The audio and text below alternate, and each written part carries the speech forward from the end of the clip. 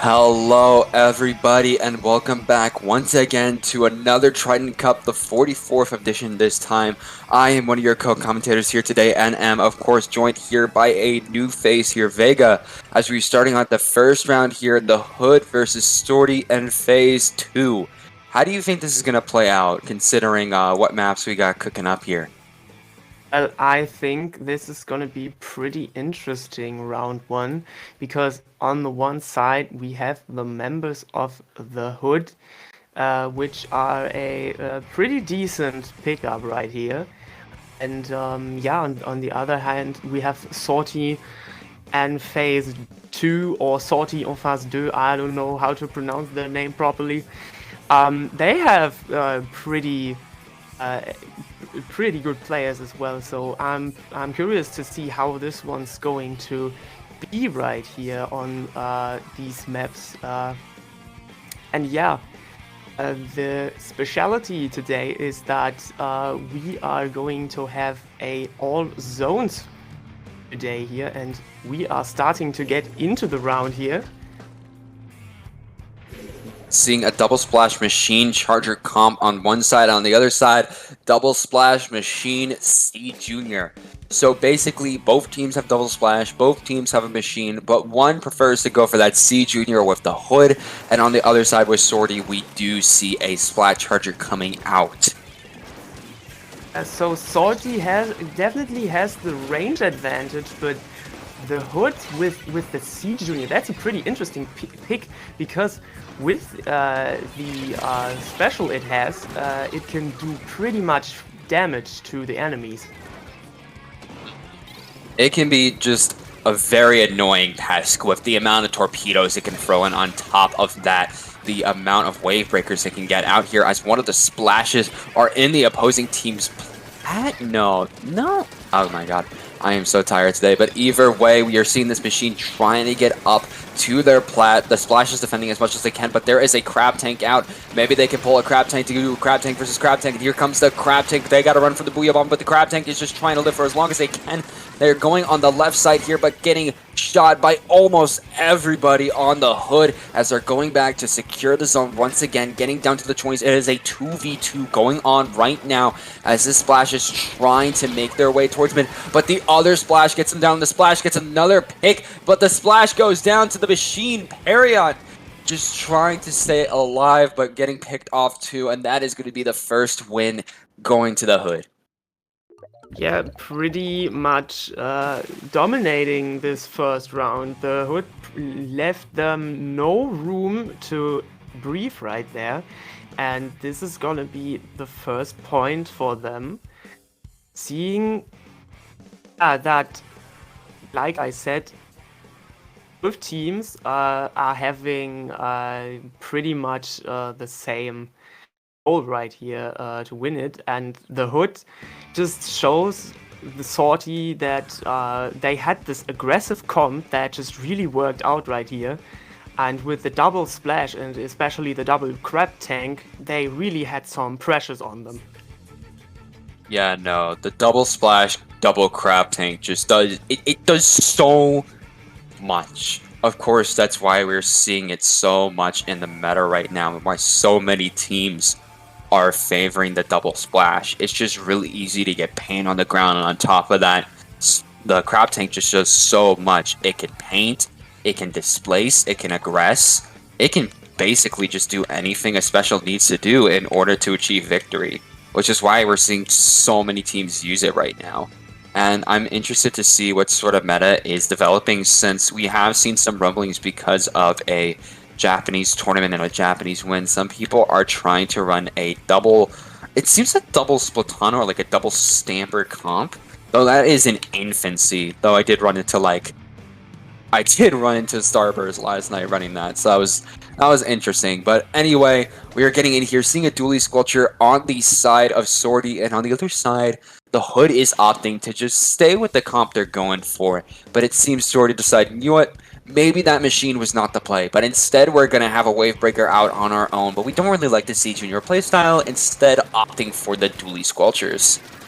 Benjix is already known for his favorite VDS, And let's see how he is going to play this weapon, as we see the members from Sorti already getting pretty much pressured by the wave breaker, and the Hood kind of gets the control right here. But Sorti can get one really important pick again. The Booyah comes out, but also the Crab Tank who can get Cappy, but that is 2 guys down on the side of Sorti. Yeah, no, 2 down on the side of Sorti, but of course the Hood having 2 down on their own. One of their splashes coming back alive. This is a chance for Sorti to retake the zone and try to get some points on the board here to oppose the Hood. Both splashes down on the side of the Hood. The Splatterscope keeping a hawk's watch onto any members of the Hood, making sure that they cannot push up here. They have the ink back ready just in case if anything goes wrong, as we see Kalu in the corner and Cappy on that right area trying to use a Booyah Bomb coming out here, but the ink vac is already waiting, but there's 2 crab tanks. That ink vac is going to be filled up so quickly as they get picked off themselves, and the Hood is going to take the zone right back with the specials. Yeah, they couldn't do really much about the double crab tank, the immense power it has. They really need to back up now, as they are pretty much forced back here again. And the members of Sorti can get the map control back again. Necro with his charger is going to be pressured. He is picked out. This is pretty important because now 2 members of Sorti are going down. Poke is also gonna be picked, and this is the zone back for the Hood.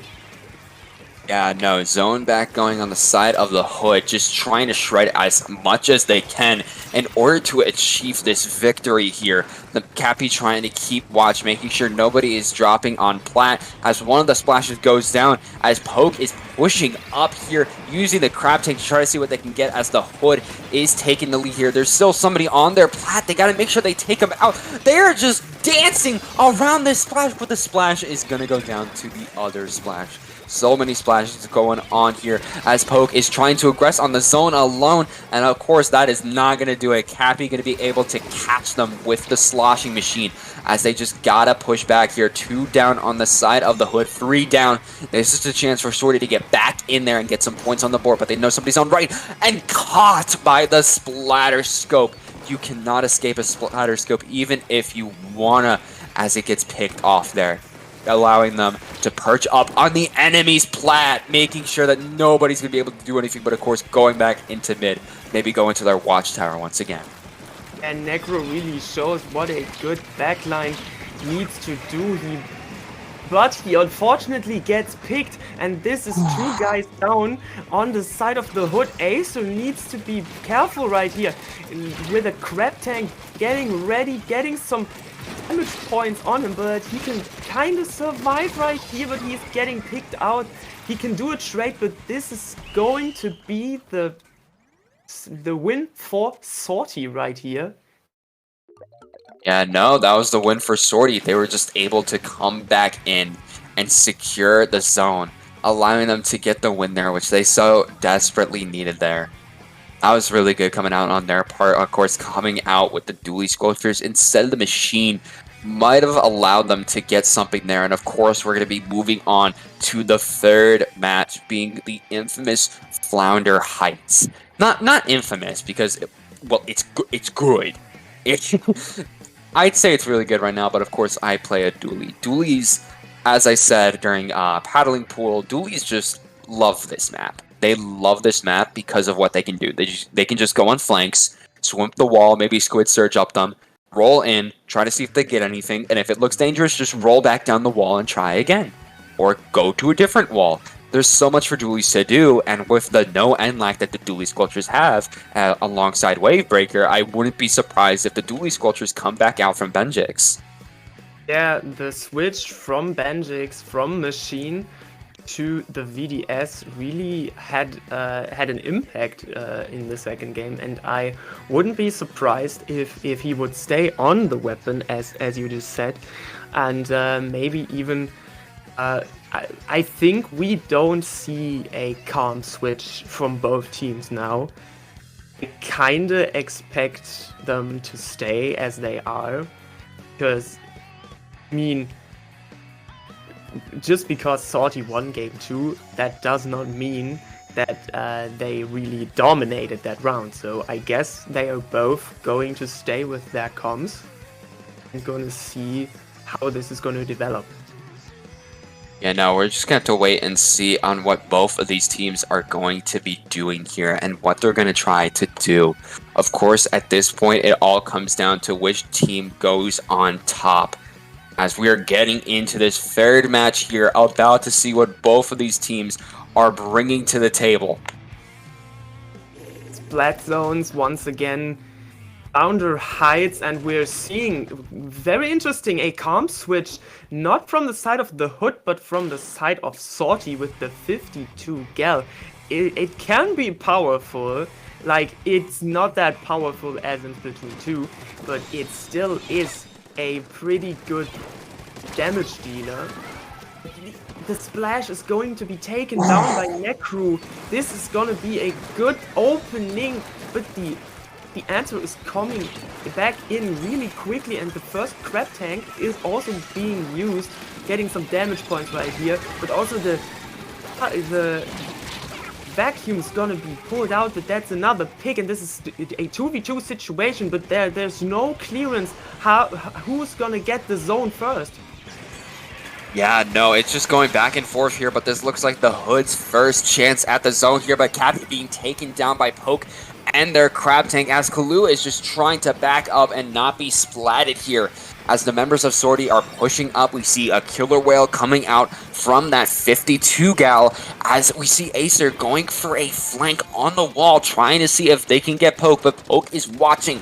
Them and Kalu are just trying to watch, as we see in the corner a trade is going to be happening as the crab tank is going, but the Inkvac is just trying to do everything they can to protect themselves as the crab gets shredded by the vac, but Poke gets damaged in the process as Acer is trying to push up, but no, it is just Benjix left alive on the side of Sorti as they are in the enemy's base. But as we see, Cappy takes advantage of that last person left alive, and they're all getting jumps on Cappy into the mid of zone, getting the zone back for them and allowing Sorti to have a penalty now.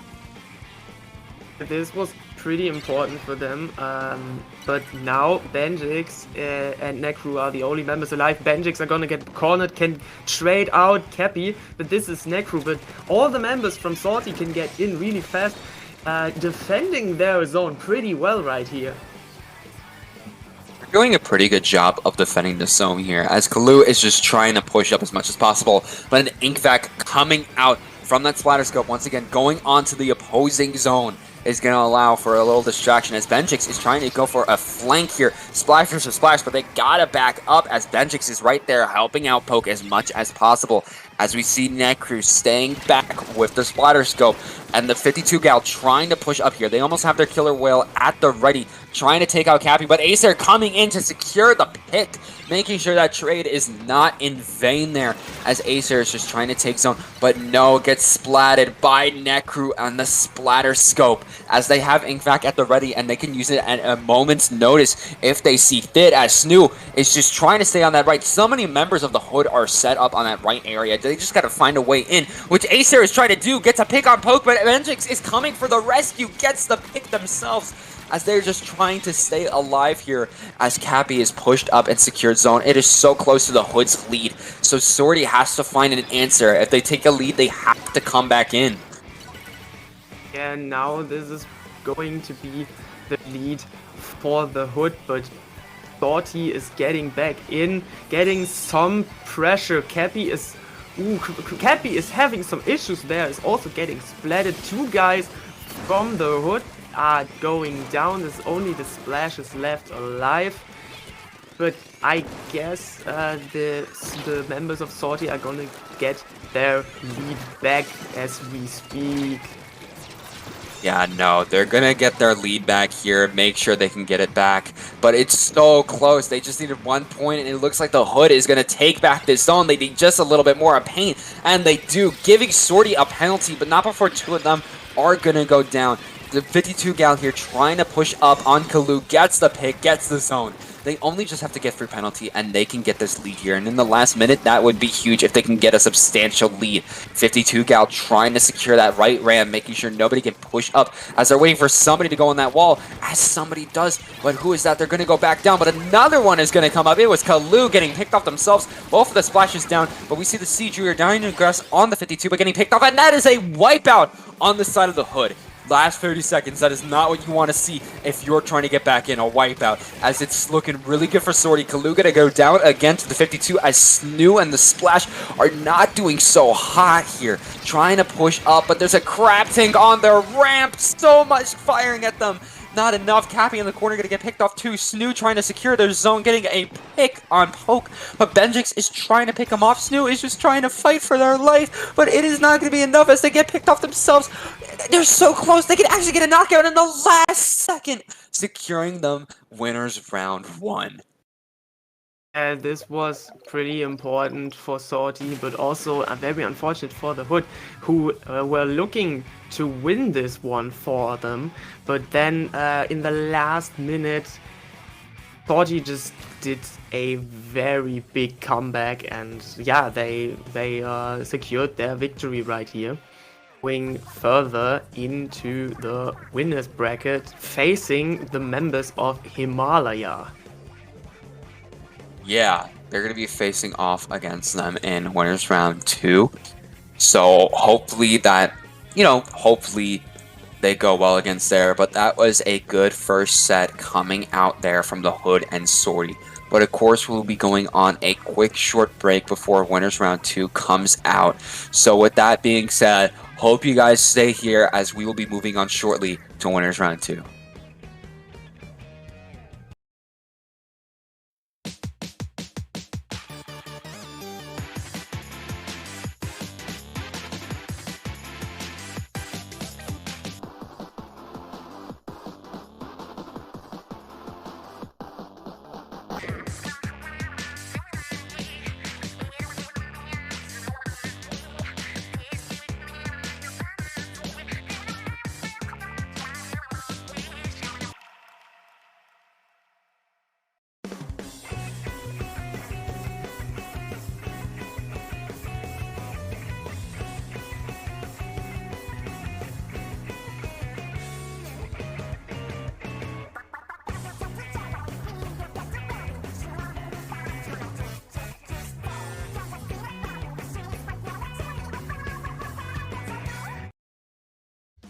Splatoon Stronghold, a stronghold for competitive Splatoon, providing resources to long-timers and newcomers alike. If you're new to the competitive scene or still figuring out how to join, we have a getting started guide and plenty of other resources to help you in your journey. If you are a seasoned veteran, we still have plenty to offer. You can find and join tournaments as well as participate in our Captain Forum and find free agents and teams. Our mission is to make competitive Splatoon easily accessible to everyone. So what are you waiting for? Join the Splatoon Stronghold today!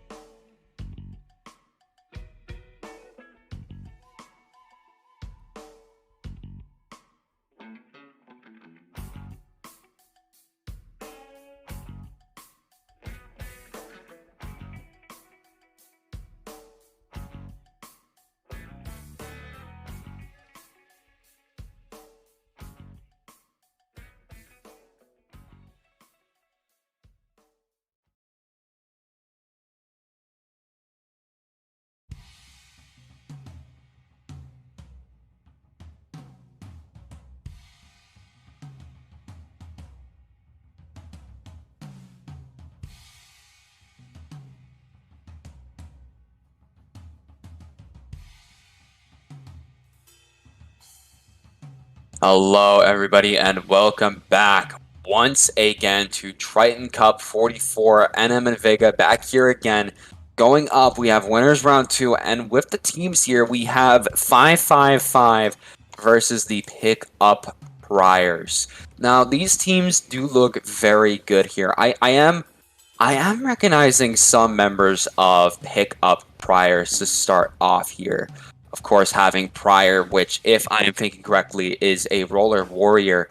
Though I'm not sure what weapon. I know they've been a Roller Warrior in Splatoon 2, but I haven't been keeping up with them in Splatoon 3. But on the side of 555, we have some notable players like Squeak, Storm Ballpoint. Of course, I have to specify Storm Ballpoint because the amount of storms running around in this competitive scene is insane. But of course, we also have Yaru and Aleph, which we have seen before in Dapple Productions stuff with their splashes. So they might be going on those splashes again. So of course, that's what I'm expecting is going to be going on here. Do know some of these members, so we could be seeing some good stuff. But we're just going to have to wait and see on what these teams are going to be running on. Yeah, well, I actually know some of them. One of them in particular. I know Yaru, and I know him pretty well because we were on a team for like a few months. And yeah, well, I know that he is a very experienced player, and let's see if he can show us this. We are seeing a pretty interesting com right away. 2 splashes as we are used to it, but on the side of 555 we also see a Flingser and Storm with his common ballpoint. And what's pretty interesting, on the side of Pickup Priors we see a Splatana. Yeah, no, we're seeing a Splatoon Stamper coming out here, but both the Splatoon Stamper and the Explosion are going to get picked off immediately, allowing 555 to get the zone right off the bat here, as we're seeing the Splash just trying to paint for as much as they can.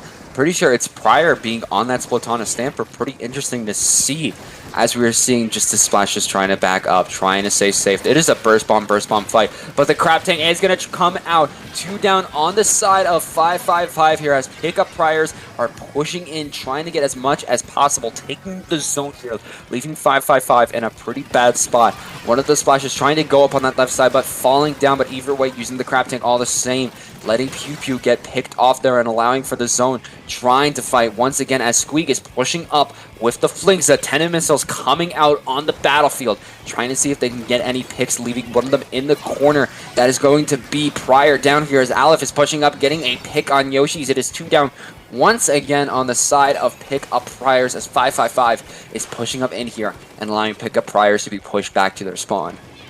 Yeah, Pick-Up Priors need to watch what they are doing now, because they are pretty much pushed back as 555 really gets the control of the whole area. But Pickup Priors having all their specials ready. The Rain Cloud is gonna be activated, and as well the Ninja, but Prior is gonna be picked out, and also the Crab Tank, which is gonna be a 2v4 situation now, and Pew Pew is getting picked out as well, and this is gonna be, oh, and Prior as well, and Aleph is going on a little killing spree right there. But this is gonna be pretty much the first round for 555 if nothing bad happens in the last few seconds. That's gonna be the first game for 555. As you saw with 555 there, they just kept pushing up, they just kept being aggressive, they just kept making sure that they got what they needed, allowing them to get the victory there, which is what they so desperately needed.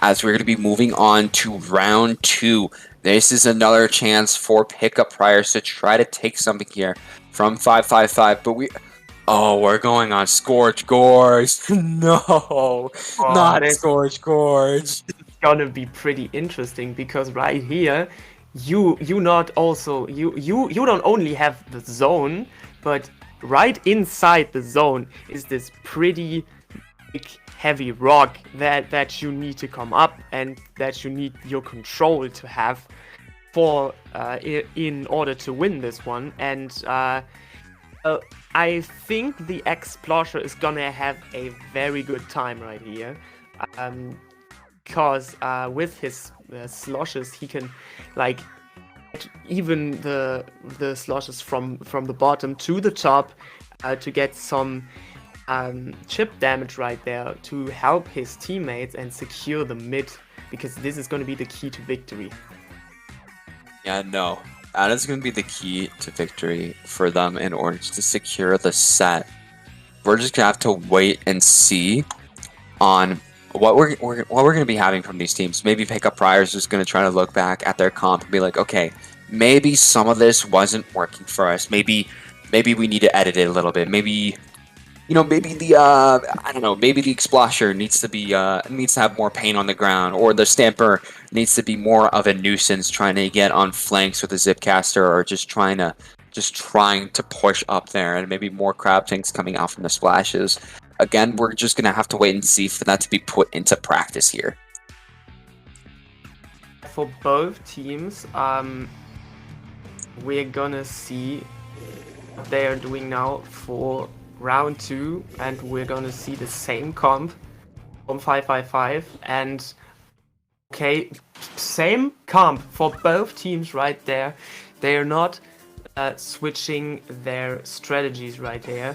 We're gonna see how this is going to go, with Pickup Priors being the first one in the mid and taking pretty much the lead right here. The splash is gonna be picked off. This is a 3v3 situation. Lucas is gonna have some issues right here, but this is gonna be a pretty hectic battle for mid, as we're seeing it, but the Pickup Priors are not going to seal the deal right here, and 555 is going to get the first control here with Yaru being the last member out, and this is looking pretty good for them right now. Yeah, no, looking really good for them, as Prior is going to be picked off here by Yaru, keeping up the aggression on their side as they're just trying to push up and trying to see what they can get. Of course, Luke is backing up alongside Pew Pew, trying to make sure that they play for their life here, as the Splash is trying to push up here and trying to see what they can do, but they're trying to stay alive. So many crab tanks coming out on the battlefield, but of course, being picked off from the side by Yaru, still in that pit, allowing for them to shut down that crab tank. Getting down in the 20s, Pickup Priors have to answer fast, but with Prior going down, being the only one left alive from that assault, it is not looking good, as most of the members of 555 are pushed up here. Pickup Priors ain't looking good. 3, 2, 1, and a double from Yaru is going to end it off there. Even with the burst bomb coming out from Prior, it was not enough, as 555 secures the victory. This was going pretty fast, so we had the first few seconds that we had the battle for the zone, and then 555 just kept the pressure on and let no one from Pickup Priors near the midfield, and this is gonna be their second round, and they are going to advance into winners round 3, playing against the winners from Penguin against Corrupted Light. That is going to be an interesting match, but Pickup Priors, of course, still has a chance of securing the victory for themselves. They just got to go through losers bracket here, as they'll be facing Resolution in losers round 2. But with that being said, we're going to be going once again on a quick short break, but make sure to stay tuned, as we got winners round 3 just around the corner, so make sure to not go anywhere.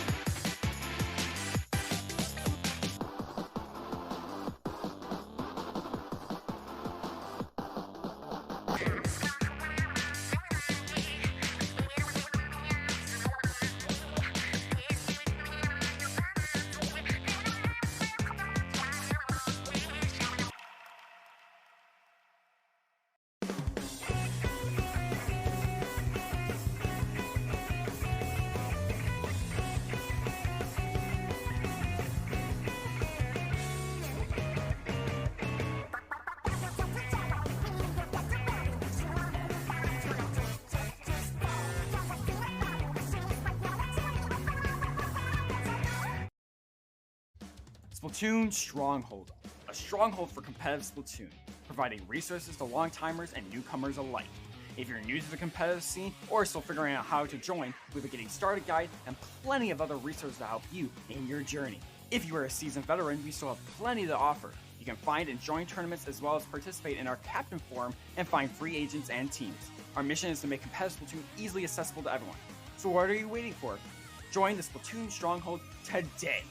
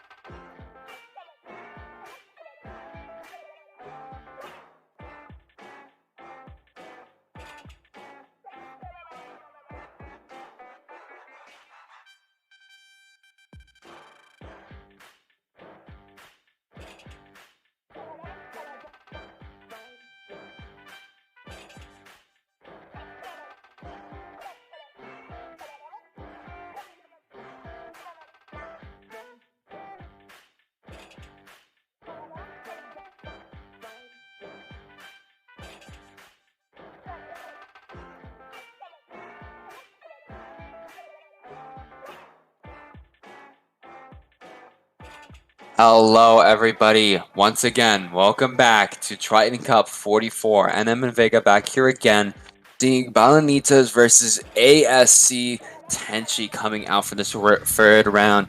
Not even being able to. We're going straight into it. We're going straight into it. Already seeing the comps. We have Splash, Gal, Flingza, and Machine on one side, and Splash, Machine, Junior, and Leader on the other. Starting out here on Rhinewater Springs, one of the newer maps. It's more smaller and much more favors just the much more favors people staying back on the top on those ramps or just trying to be sneaky on the side. So that Leader is going to have a lot of lead room, as two are already going to go down on ASC Tenshi as the Splash is trying to push up but has to stay back.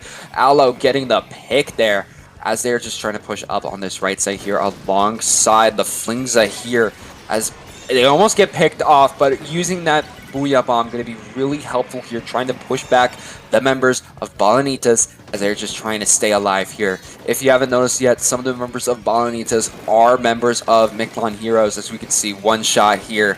Member of Miklon Heroes just trying to stay alive here with their leader, having the Wave Breaker, bringing it out, almost getting to that sponge. You never want to pop your object specials around the sponge, and he's standing still. He's back. That was a lag for sure. I guess he had a lag, or maybe his mother was going into his room. I guess he still has some issues. On. We are seeing the Flingza painting, but there's no ink coming out. They ended the battle. I am so confused. What just happened? I have so many questions right here. So first, the E-leader was just standing there, like he put away his controller and was just like, nah, I'm not doing this. I'm stopping this right now. I'm gonna be a pacifist for the rest of this game now. Yeah, no. He was just doing nothing. What was he doing? We saw there too. We saw the Flingza. They were flicking so much at the end there, but there was no ink coming out. And right before that, they had the Tenno missiles, but they were like running around with the Tenno missiles. They were running around with them and moving like normal. Welcome to Splatoon 3. Splatoon 3, everybody. Splatoon 3 for the Nintendo Switch. This is the perfect game for you. Huh? Already going out. Really lovely. This is great, but of course now that we have that lead room, we can talk about the teams. I want to focus a little bit on ASC Tenshi just at the start here. Of course, with their support player Rise, I was literally just looking right before the set because I realized I wanted to watch some higher level looty sets. I'm gonna go back for my weapons, and they stuck out to me. They were playing like Zap. That's it. I only play 2 weapons, okay? Zap's one of them, so that helps me out. Anything Div 4 and higher is what I'm using, as right now I'm sitting pretty at like a Div 4 spot, so, you know, I'm doing alright, but either way, looking for that. I didn't get time to actually watch it. I'm just gonna just like couple a bunch of it together, so I haven't truly seen it yet. But it seemed like they did really well in their first week against... Who was it against? It was against Booyah Gang. So I'm hoping that ASC Tenshi is also able to pull something off here. Of course, there's probably some lag issues or something that is currently going on right now. That's just my guess. That's my guess. So we're just gonna have to wait and see on that. Yeah, some of the members from Ballenitas, as you already said, are playing on Miklon Heroes, who actually lost their first round of Looty against... I'm not gonna say the name out loud. You can watch the name on Looty, and I don't know if that's an install or something. I don't want to talk about the team name they lost against, and yeah, I guess it's kind of self-explanatory if you see the name.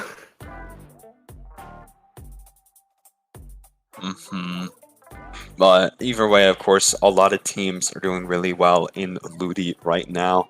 I kind of wish I had a team for Looty, but you know, things happen, but either way, we are waiting for the next match to just start here, trying to see what the issue is. It seems like one of the members are not currently in the lobby, and it is actually one shot. The leader doesn't seem to be in there. You know, the one that we started noticing the problems with.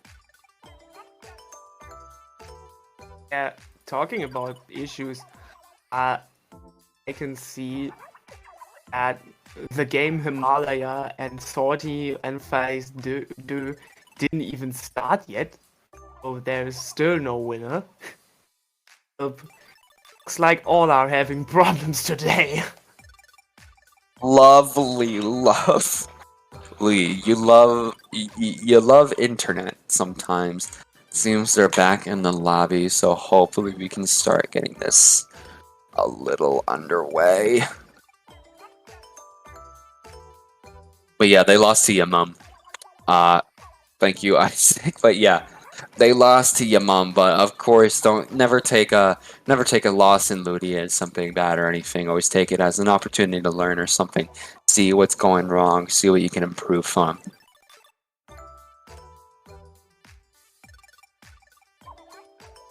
We are still waiting for the players to get ready right here. And yeah, how's everyone's day? How is everyone doing right here on a lovely, lovely Friday? Currently, on my time, I have 9 p.m. It's dark outside, and we have snow. That pretty much sums up. Currently for me, it is about 3 o'clock. Still, you know, the sun is still shining, but I did just get noticed. We are actually going to just be moving on to round 2. ASC Tenshi is just gonna get match 1. There's no lag rules, so we're just gonna move on to match 2. So ASC Tenshi already has a win here, so they just need 1 more in order to take the set. I would be pretty upset with that if I were Las Ballenitas. So if I were them, I would want to bring the pain here. But of course, seeing the comps coming out, Machine, Splash, Gal, flings on the side of ASC Tenshi. On the side of Ballenitas, we got Junior, Splash, Machine, Leader. Doesn't seem like much changes here as the Gal is trying to go for the zone, trying to stay alive here as so much is going up against them. Just coming from experience, not playing the Splash Wall, but going up against Splash Wall players. The Splash Wall is less protecting you and more, hey, you guys got suction bombs? Please throw them at me. well, that pretty much sums up Splash Walls. Well, we kind of see a pretty good opening from Ballenitas right here, but the zone is going to be taken by ASC Tenshi, but they are going down 3 of them, and now Ballenitas can get their clock down, ticking, and this is going to be the lead switch.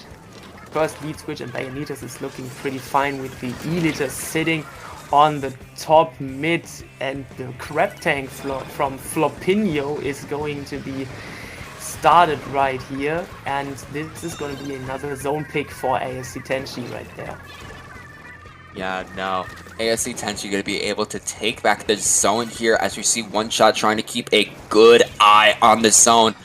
Martinolo is just trying to throw splat bombs. I mean, you're a junior. Your main weapon is the splat bomb, which is what they're trying to do here, trying to throw as much splat bombs as possible.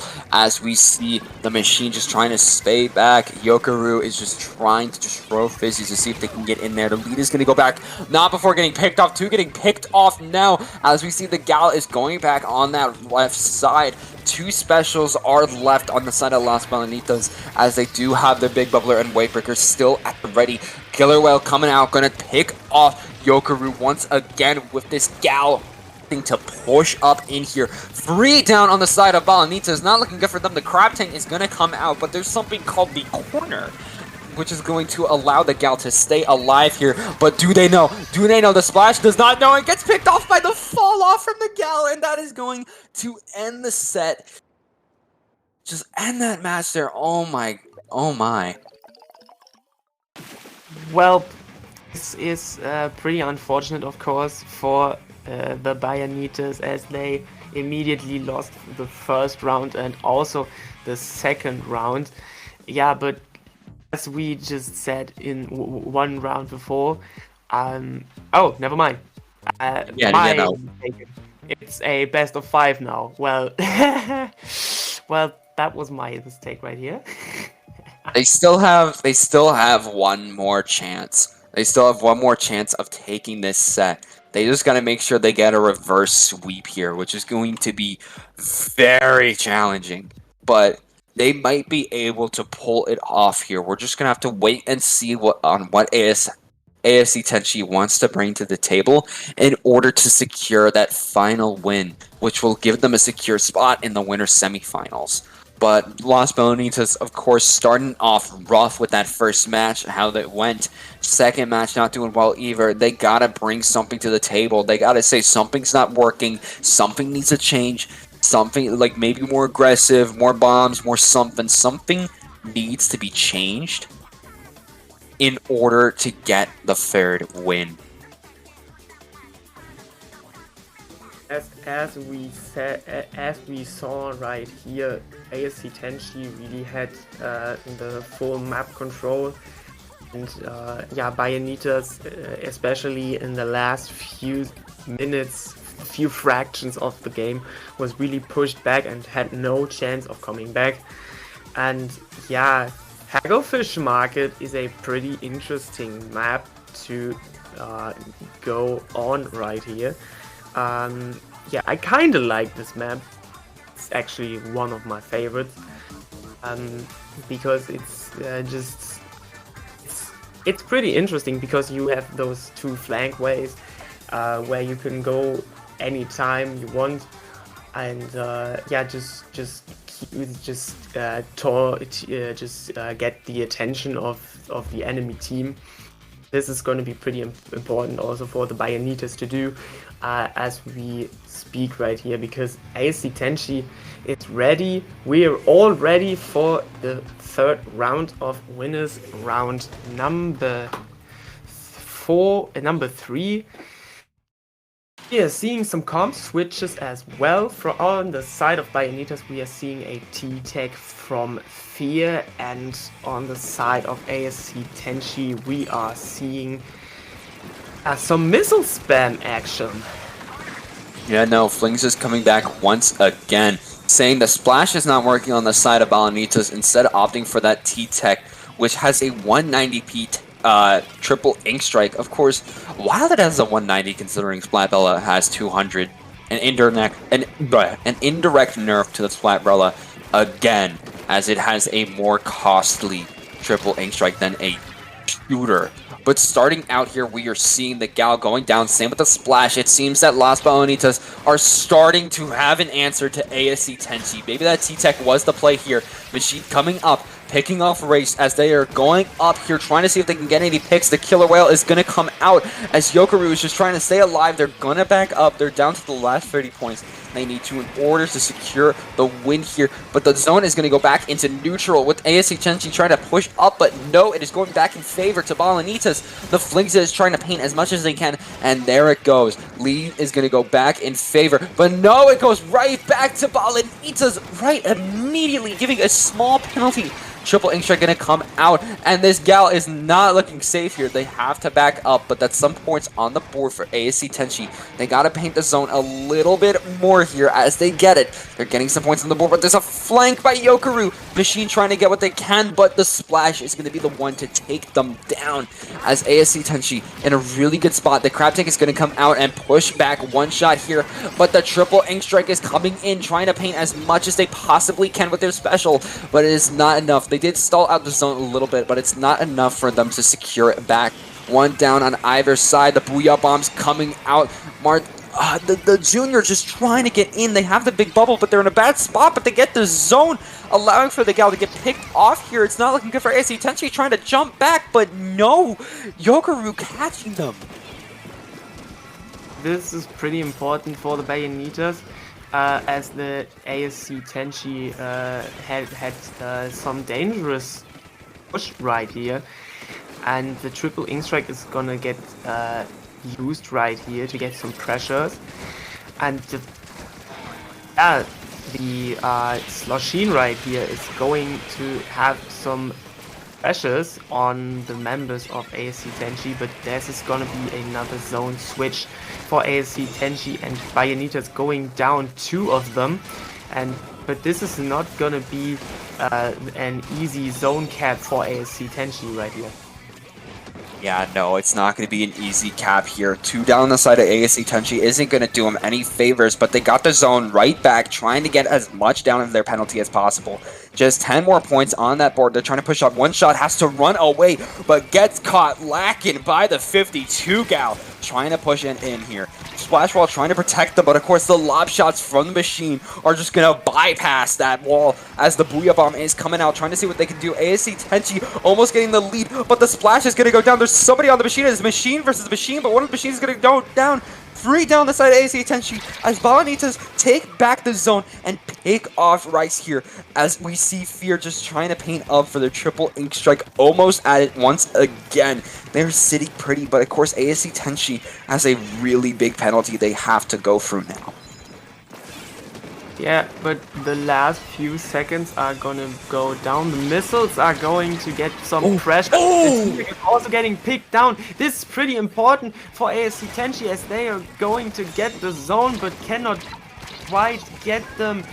And the Yokeru also gets a pick on 2 members of ASC Tenshi. This is a 2v2 once again. Martinolo is the last one. He has to jump out. And this is going to be pretty pick right here, because ASC Tenshi really needs their lead right here to secure the whole game. But Ballenitas, of course, they have something against it. 2 of their specials are going to go down, but the junior's getting picked off, and this is not looking good for Ballenitas as ASC Tenshi gets the lead, in fact. But this is the zone back for Ballenitas with only the junior left. This is the last 20 seconds for them.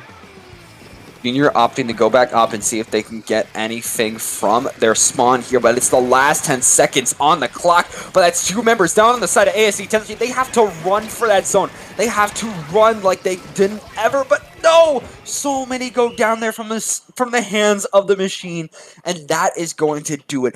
ASC Tenshi getting the win and taking down the set. Gonna be moving on. Really good from them, but of course they're going to be moving on to winners semis. Going to be going up against whoever wins between the Rizzly Bears and between the Rizzly Bears and whoever wins between Himalaya and Sorti. But don't worry, as Ballenitas, this isn't their last hurrah. Of course, they do have the losers bracket. Now they'll be in losers round 4, waiting for who wins against the Hood and Yoru.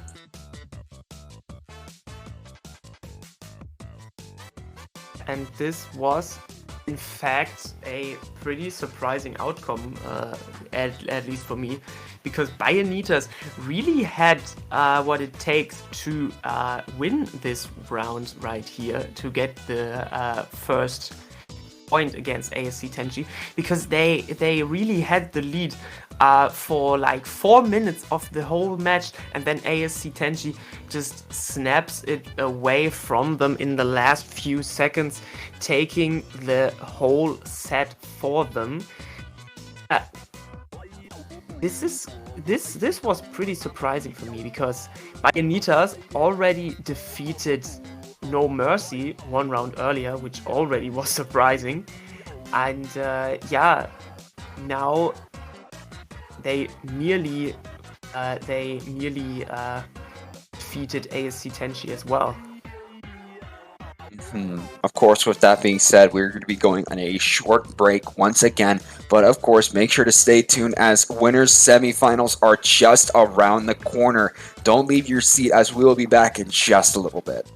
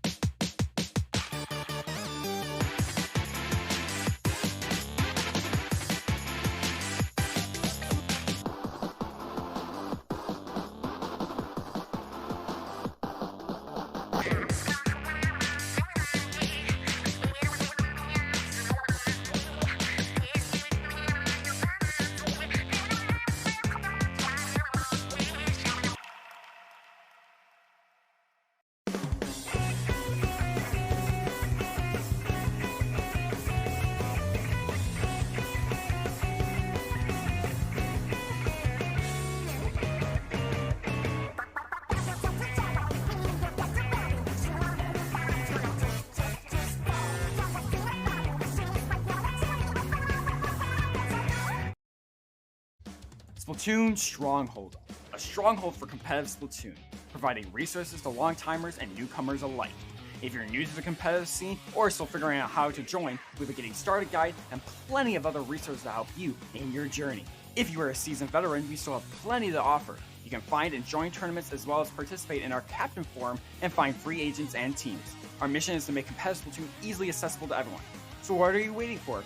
Join the Splatoon Stronghold today!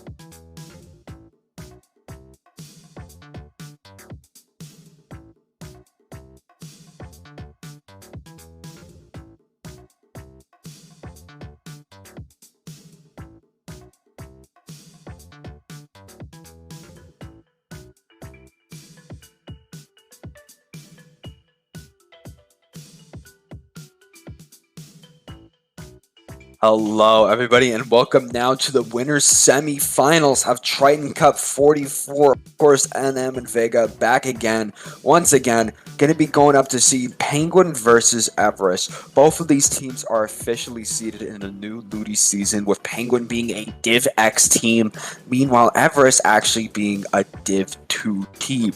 If Everest does get the win here, that is huge. Like on the paper, Penguin is like way better than Everest, but never say never. Everest can beat them, like we saw it with other teams doing it in numerous Tritons and paddlings. So it is possible for them. As we're going into round 1, splat zones.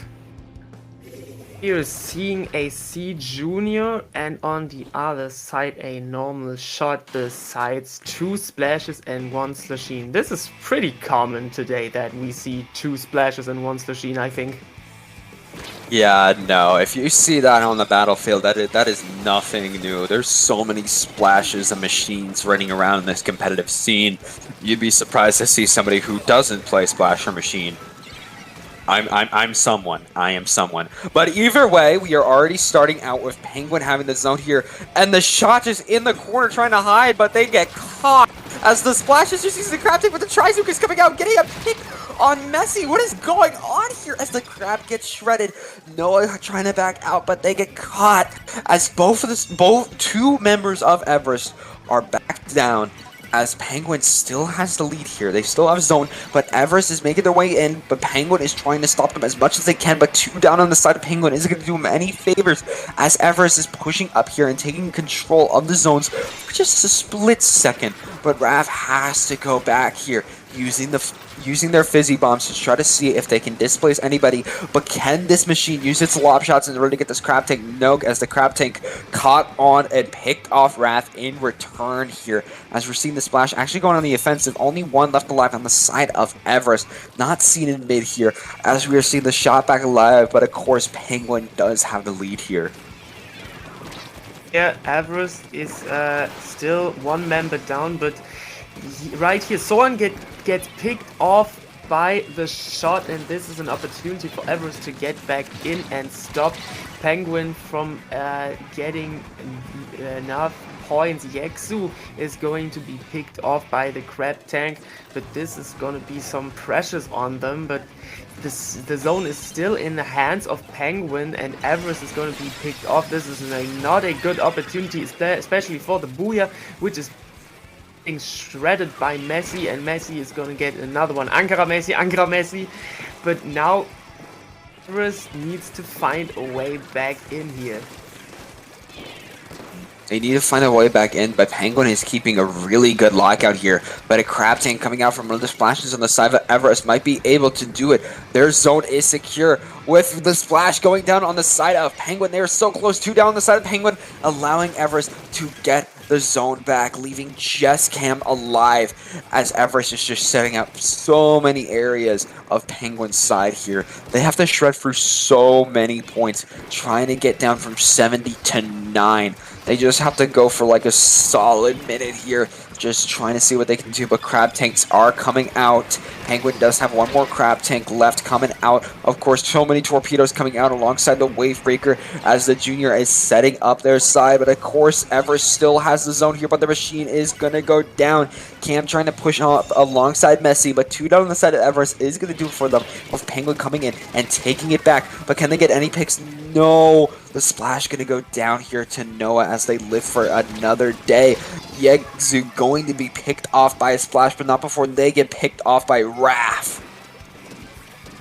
And the wave breaker is going to be pressure for the members of Everest, but now the Slashine battle, the member of Penguin Cam actually wins this one, and can they get back into the zone? He gets picked off, and Yagzu is trying everything with his Trizuka. He picks out Messi, and this is another opportunity for Everest to get the zone, but Noah from behind can get him down, but this is going to be the zone for Everest for now.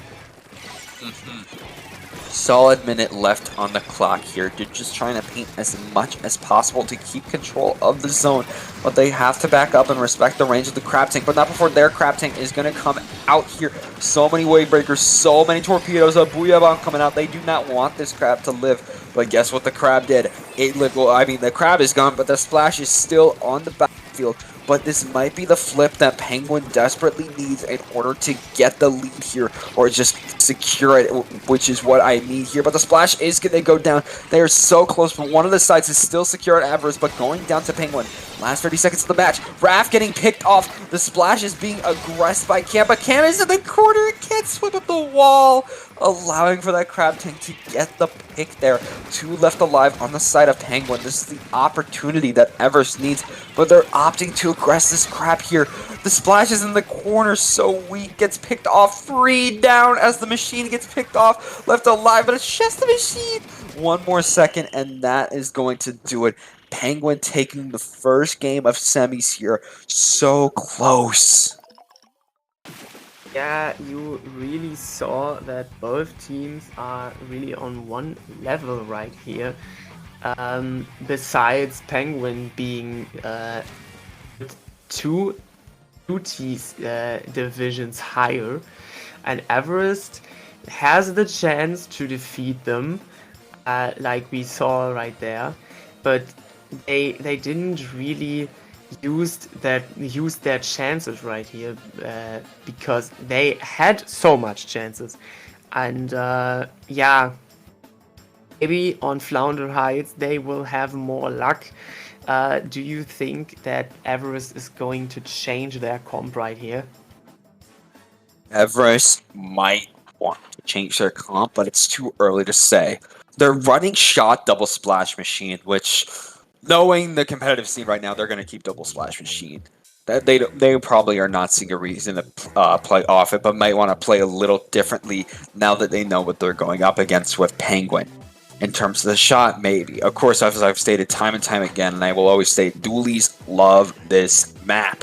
So maybe we will see a dualie come out. Maybe we'll see a splash being traded for a splat dualie, as that is the crab tank option if you want to run a dualie. Though we might also see the Tetras being able to feed in, but of course we're just going to have to wait and see what Everest wants to play here. I'm just trying to throw things at a wall and seeing just what sticks.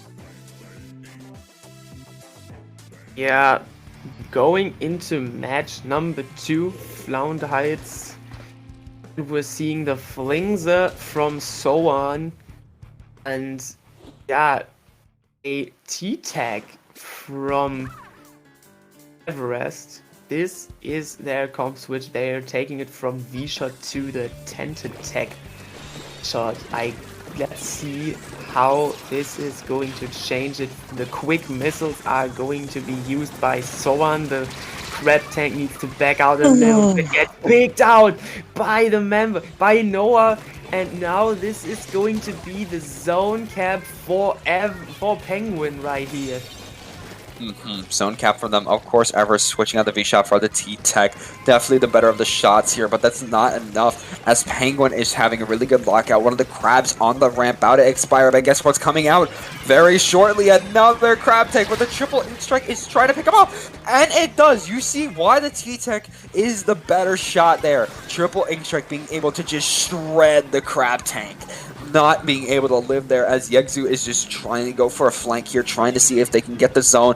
2 down on the side of Penguin is going to do many flavors. The Flingsa is going to go down here. Of course, no more C Junior opting for the Flingsa with the missiles as Noah is trying to shark on this wall. They almost have the crab tank, but it seems Yegzu is right there. They know where they are.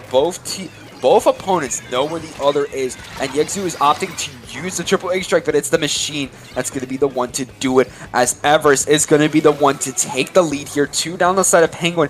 It's not looking good for them right now as the machine falls down, but of course with how Flounder is, it's just like, you know, you swim right back up. You're right there already. Like, Penguin's just having a hard time coming back in, but they are so experienced enough. I guess they're gonna keep their chills as we're seeing Ibi with another Booyah Bomb that cannot paint the zone quite enough. And this is going to be the zone in favor of Penguin again, but the lead of 30 points is really good for Everest if they can hold it like this. Yeah, no. If Everest can get back in and hold that zone, that'll be really good for them, at least to take off a game from Penguin.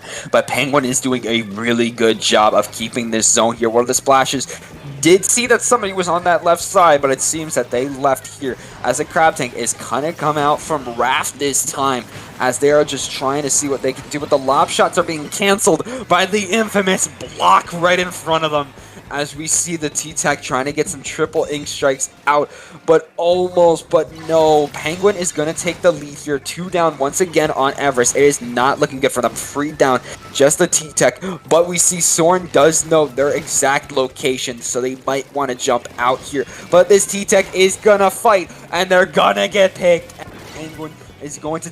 No, just as I say that, it gets back in neutral. But just as I am starting to react from that, Penguin does get the win. Yeah, Penguin just kept calm right there, despite having this this bad situation, this bad-looking situation, with Everest having this lead right here. But they had their comeback and they did it pretty well, securing the second win right here. And now we're going over to Sturgeon Shipyard. This is also a pretty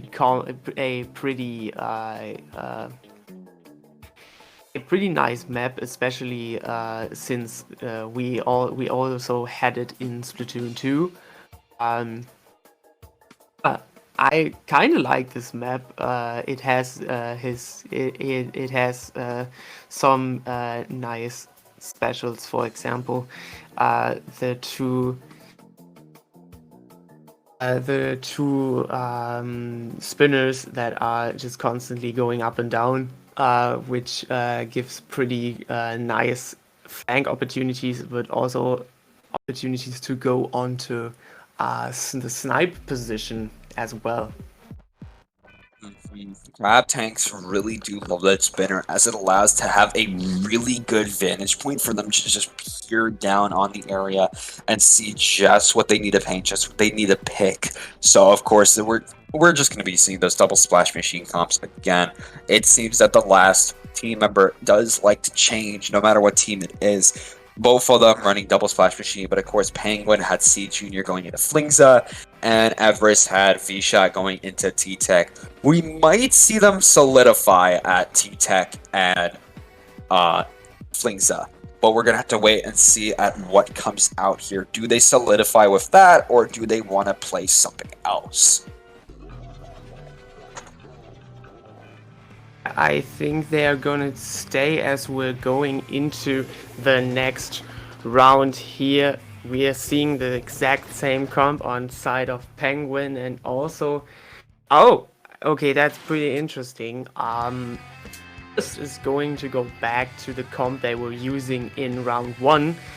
This is pretty interesting. We're seeing missile spam again coming from Soan, as we see Zivox and Eevee just getting one of the members, Messi, into this situation. But this is only the splash left to wipe out, and this is the first cap for Penguin right here. Yeah, no, immediately coming out with a wipeout on the side of Everest is going to do Penguin so many favors, allowing to have a really good lockout here, using the Crab Tank on their snipe to immediately take out this machine. Sees all the other members onto that right alley, trying to see if they can do anything, but Crab Tanks and Trizukas are coming out, trying to see if they can displace and aggress here, as we see Messi trying to go in. Messi 2012 here, Crab Tank coming out from Sidox onto that grate, gonna leave that state in neutral here as they're trying to get the zone, but the shot is gonna go down, the machine is going to go down, the splash is gonna go down, it is just the other splash, but can they get another wipeout here? No, Messi is going to go down, as they're just trying to run away, pretty much getting a delayed wipeout, but no funny wipeout text. And this is looking pretty nice for Penguin, as we are seeing another Crab Tank getting some pressure and some damage up there. This is going to be the last 10 seconds for Penguin to get this one into their backs. This is they are stopping it at time Rev with the booyah, and this might They do it? No, this is not the cap. This is not the cap for Everest right here.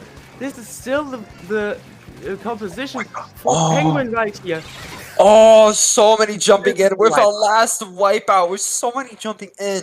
That splash with the crab tank was able to keep alive for so long, but the other teammates were not going to be able to get in time for them to do anything. Maybe you should have just ran in instead of jumping, but either way, that's going to do it with Penguin getting that third match there and getting the set, going to be moving on to winners finals. That's going to be really exciting for them. And of course, as stated before, Everest still has a chance of getting into grand finals here, but of course they're going to be in the losers bracket. They're going to be waiting a while here as they're waiting for losers round 6, as losers round 5 hasn't even happened, with the Hood being one of the two teams going to be maybe taking on Everest, as the other is between Himalaya and Pickup Priors for losers round 4. So one of those two is going to move on against the Hood, and then one of those two is going to move on against Everest for the losers for a losers round 6. But for now, we are going to go into a quick break once again. Grab some. But before that, Vega, before that, I'm pretty sure that's actually going to be it for us commentating. Yes. Yeah. Forgot. Yeah. So before we go on that quick break, we aren't though. I guess I was wrong then.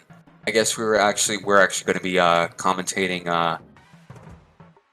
We're going to be commentating winners finals here. I'm not sure if I still have time, so this is going to be a question still to be discussed. Yeah, not sure here, but of course, with either or happening, we're just gonna be plugging ourselves either way. Of course, you can find me at Twitter and Twitch at Ninstar123, and of course, Vega, where can people find you? You can find me on Twitter. My username is Vega_SPL. I'm posting some things in English, but also in German. So all of you who understand German, welcome. But also for those of you who don't, yeah, I'm posting English comments from time to time as well. And I'm a pretty huge football fan, not soccer. Everyone who says this has absolutely no clue of what they're talking about. And yeah, this is where you can find me. Yeah, but with that being said, we're going to be moving on to winners round, the winners finals, just in a little bit. So make sure you guys stay tuned.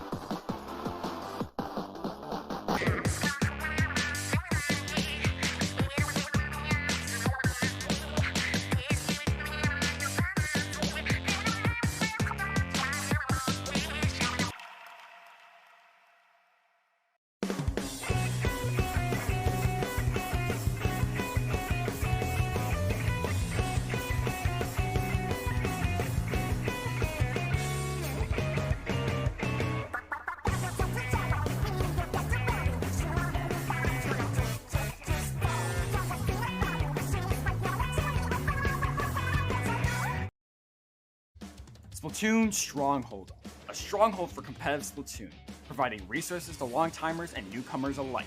If you're new to the competitive scene or still figuring out how to join, we have a getting started guide and plenty of other resources to help you in your journey. If you are a seasoned veteran, we still have plenty to offer. You can find and join tournaments as well as participate in our captain forum and find free agents and teams. Our mission is to make competitive Splatoon easily accessible to everyone. So what are you waiting for? Join the Splatoon Stronghold today!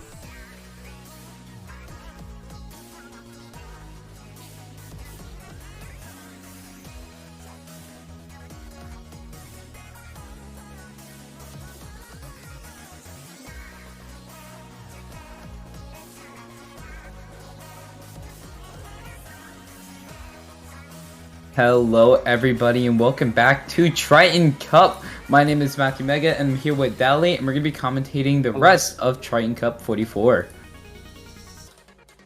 Yeah, and we're starting off with Penguin versus ASC Tenshi. I see I've seen quite a lot of ASC Tenshi and it's very nice to see them back here all the way up in, I believe, to be winners finals.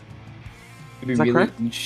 Yeah, it's going to be really interesting to see what goes on here. Penguin's been destroying right now in this all day. So let's see what they have here. We have some decent comps. We even see a Flingza after the missile nerf, so that's pretty interesting to see on the side of Penguin. And then we got the normal Slosher and Splash on both sides. And we see right away Flingza with charging up those missiles right away. Well, it looks like ASC Tenshi trying to take that zone back. And they do end up getting a pick with the missiles, but their Slash machine ends up going down, but they are able to cap that zone. Yeah, capping the zone early on with an early pick. That's the way you want to do things for Penguin. The Flings are falling down. Unfortunately, make that 3 down on Penguin. ASC Tenshi really just said, hey, let's just get the wipe out. And now they have that wipe, so it's really time to lock them out here. See what they can do. They have 3 specials ready to defend. They have that bubbler, they have that Booyah Bomb, they have the crab. They have everything they need to defend. They just can't get picked off now, or Penguin's going to really rush in here. They have the crab ready, though. They are going to be popping the bubbler coming out there to block that crab shot. The missiles coming in, trying to take over that zone. We do see that Junior trying to paint over the Slosh machine on both sides, end up going down. And ASC Tenshi still getting control over that zone, and they're still able to keep it now 2 down on the side of Penguin. Yeah, ASC Tenshi's remained calm in that situation. Like, I saw double crab being popped. I would be panicking. But they just kept their cool, they popped their specials at the correct times, and they stalled it out.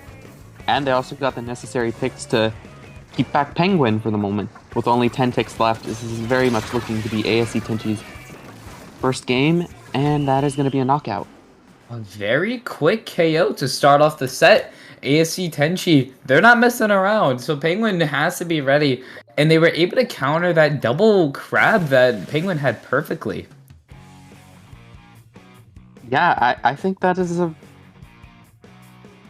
I think ASC Tenshi countered that beautifully. Like, double crab, that is one thing I fear. Crab is literally the meta special at this moment.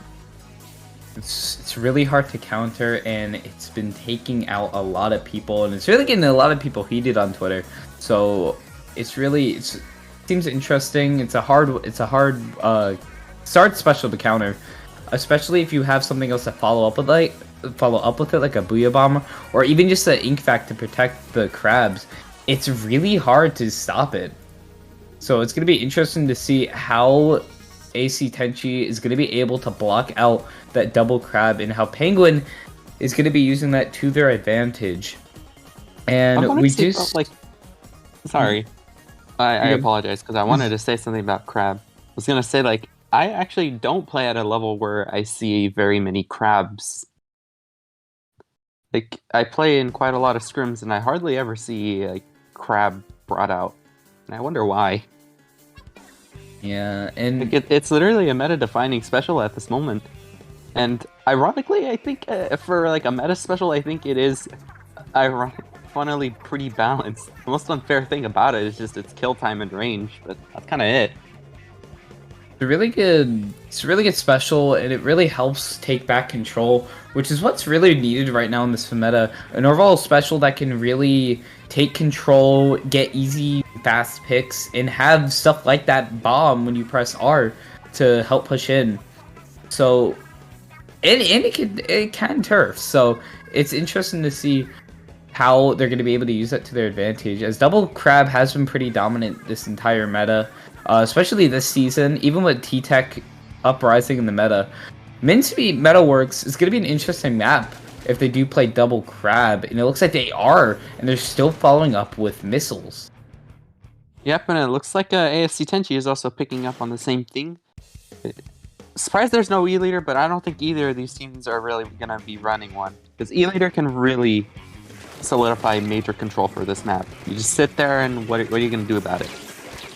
You see the Fizzy Bomb trying to stop one of the splashes on the side of Penguin, and they're going to be popping that crab immediately, followed up with the missiles, and it looks like Penguin getting that first control over the zone, and the Penguin from ASC to just completely stop them, and it's still running. They have the killer whale already. They're popping it. The Flingza goes down. That Gal just trying to survive now against that crab there in the slosh machine.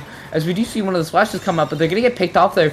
Penguin's still keeping the zone connected, but their slosh machine's going to be going down there. And this is a chance for ASC Tenshi to lock out, as now they have 2 specials online. They're popping the missiles and they're popping the crab.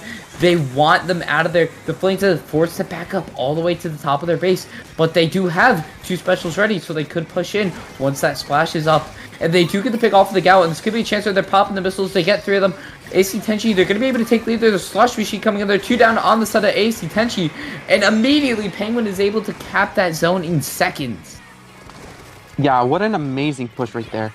Capping the zone. Now Penguin saying like, hey, you know, you got that first match pretty quickly, but you know, we're here to fight. We have a crab shredding that booyah bomb. Oh, that's like an X-Flusher shot 101. And now Penguin back in the lead. They do have 1 crab. They have the crab ready on the ASC Tenshi. And this could be a chance for them to move in here. And there's that pop. The Fizzy Bomb's trying to cover the zone from the sloshing machine. They almost have that booyah bomb ready. They're going to be popping that booyah bomb immediately. Penguin, they're still able to take control of that zone. But they're going to be capping it. And there's one of the splashes on Penguin going down there. And they're able to cap it. They do get that penalty there. The killer whale pops on the Gal. And no, Penguin takes back that zone as one of their splashes is still respawning. The booyah bomb covering AC Tenshi. It's going to get hard for them to really push in here. The fizzy bombs from Penguin are really going to give that Gal a problem there. As the splash coming in there, taking off the slash machine from AC Tenshi. And now the Gal's going to be going down there. And it looks like Penguin, they're still able to maintain control. Yeah, Penguin maintaining control just by finding the right picks at the right moment. I'm impressed that they killed that splash. Fumbling my words because I'm like, there's so many splashes around, I forget that there's a 52 Gal present. The booyah bomb taking off the slash machine from Penguin, and they're able to maintain control. It's now 2 down and 3 down on the side of Penguin.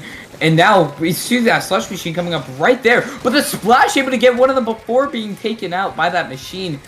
And now AC Tenshi trying to keep control over that zone. That's what they really need here as a killer whale, forcing Penguin back. But they do have their specials ready. The booyah bomb's ready, and the crab is popped.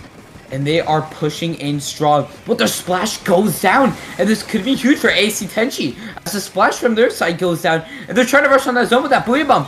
But now, just a one tick, and they're able to take that lead just in time before 2 of them go down, and Penguin taking back that zone.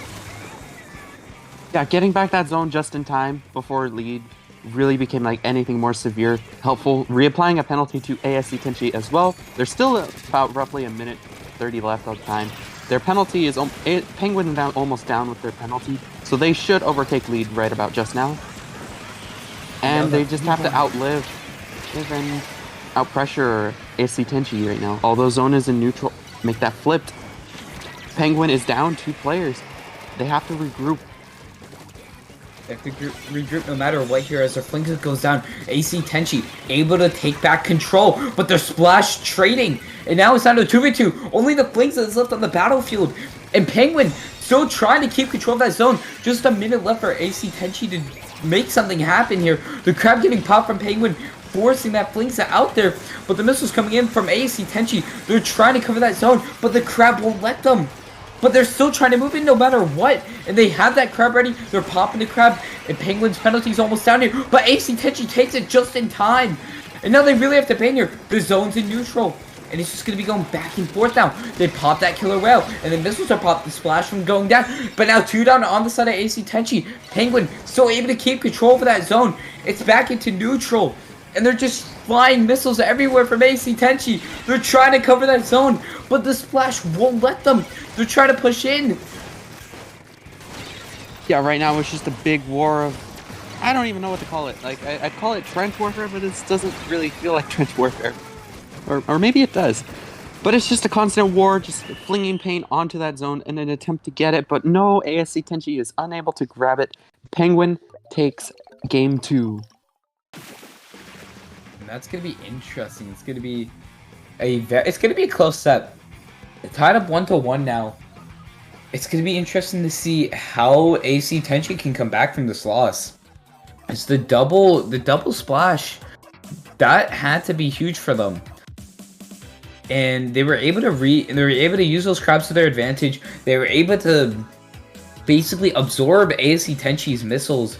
It's really interesting to see missiles being played, as missiles just recently got nerfed to the ground. So it's going to be interesting to see how teams can really combat that. As now you're only able to pop way less missiles than you were able to before. So it's interesting to see how that's changing team comps worldwide. And Brine Water, it's going to be an interesting map. Very flat map to set, very flat. Ooh. So it's going to be interesting to see how missiles can really work here. But it's also a good map for crabs. So this could be in favor of Penguin if they decide to go double crab again. But yeah, you could never be. know. I've been trying out double crab with my team recently, and it's been working out pretty decently for us on like brine water. But what's mostly been working out for us is also me playing E-Leader. But we're not seeing another E-Leader. The comps have changed, has been the same the entire set. So these teams probably are starting to get used to those comps that they're seeing here. And it's going to be a very solid match, very equal on both sides here, as that splash immediately from the side of Penguin being backed up by that gal. And now the slosh machine going down there, they're popping the crab immediately. Their teammates one down though, but this might be a change for them, as the gal's going to be going down there, but the Penguin from ASC trying to force them out, but no, the missiles from Penguin, they're able to cover that zone down. And now it's a dogfight right now. The Reducia trade on the board there, the crab from Penguin forcing out the machine. And now they're going to be going down there, 2 down on the side of ASC Tenshi. They're forced to back up there, as the crab might be able to get a pick off that machine, but no, they're going to get forced out by that fizzy bomb. But Penguin, they're able to get that lead as the clock is ticking.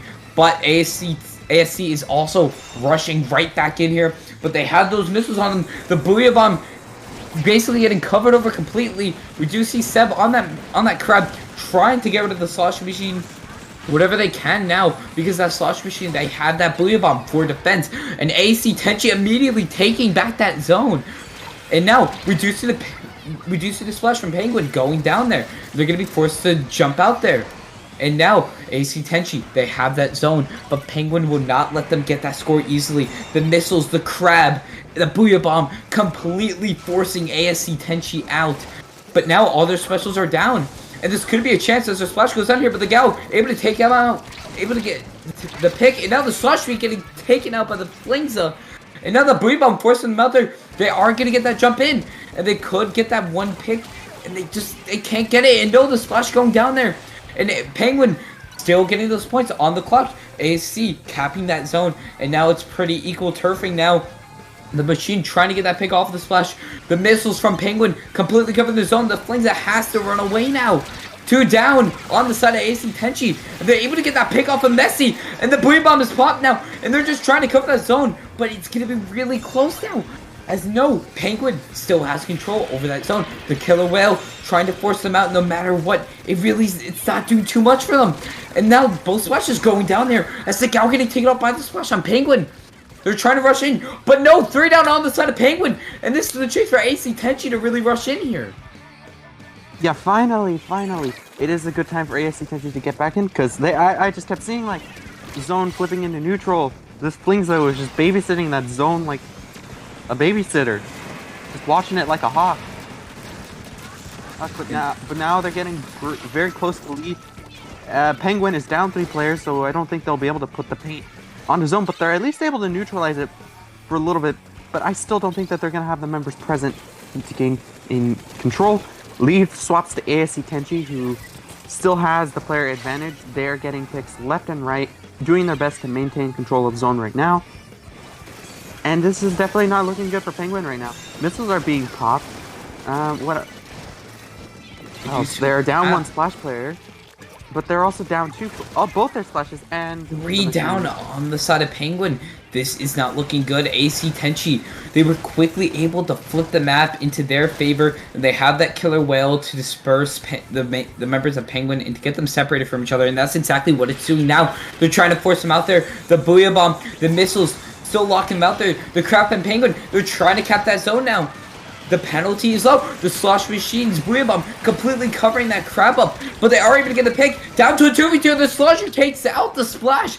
down to just the Flingza on the side of Penguin. They're gonna get forced out by the Slosh Machine just in time, and they're able to get the pick with the Fizzy Bomb, and that is gonna be game for ASC Tenshi. Oh, what a match! Because I was so back and forth.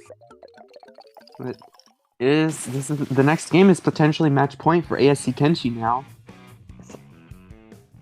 So, man, who do you think can ultimately take the set now that we're like on the third match on the match? Well, it seems to be in favor of ASC Tenshi, but now thinking about it, ASC Tenshi, they've also been making a scene even just before this match. They 3-0'd the Rizzly Bears, 2-0'd another team, they 2-0'd Shard, and they started off with a 2-1. So they've been pretty dominant over the past few rounds here. And so has Penguin. Penguin has also been very dominant, and ASC Tenshi only lost one game before this, and Penguin hasn't lost anything. No, they actually did lose one game. So both of these teams, two of the very dominant teams in the previous rounds, and it's interesting to see these two teams go together. This is like seeing the top seeded teams from a group stage finally meeting each other in top cut. So it's a very close match, and it's going to be interesting to see how the Sex Splat Zones match is going to be going. And we're starting right now. Eeltail Alley.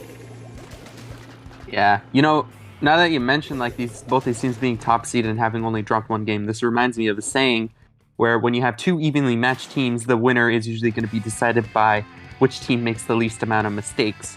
So right now, ASC Tenshi, they have certainly been making less mistakes given they have the lead currently, but this is still an evenly matched team fight, so it could go either way. And if you didn't tell at the start of the match, everybody on both teams immediately charged their specials and didn't really focus on zone that much, just trying to get those specials ready.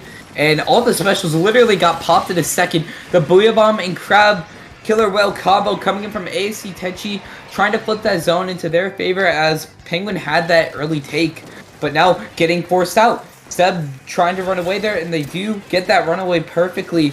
And now it's a pretty even match there. They have the missiles ready, and they're popping the missiles. They're trading missiles. The Slosh Machine on Penguin. They have that Booyah Bomb ready. They're firing that Booyah Bomb off. They have the Crab, and it could be time for them to really push in here as the splash on AC Tenshi goes down here.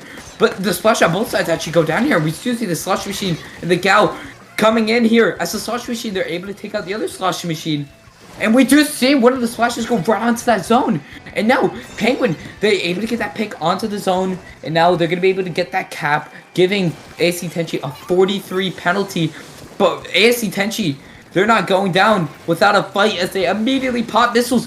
And they get the pick off of the splash. And this is the perfect chance for AC Tenshi to take that zone and get Penguin a plus 20 penalty.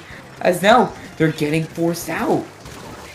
Yeah, forcing out the members of Penguin from the zone is a good thing, but Penguin's doing their good job right now too.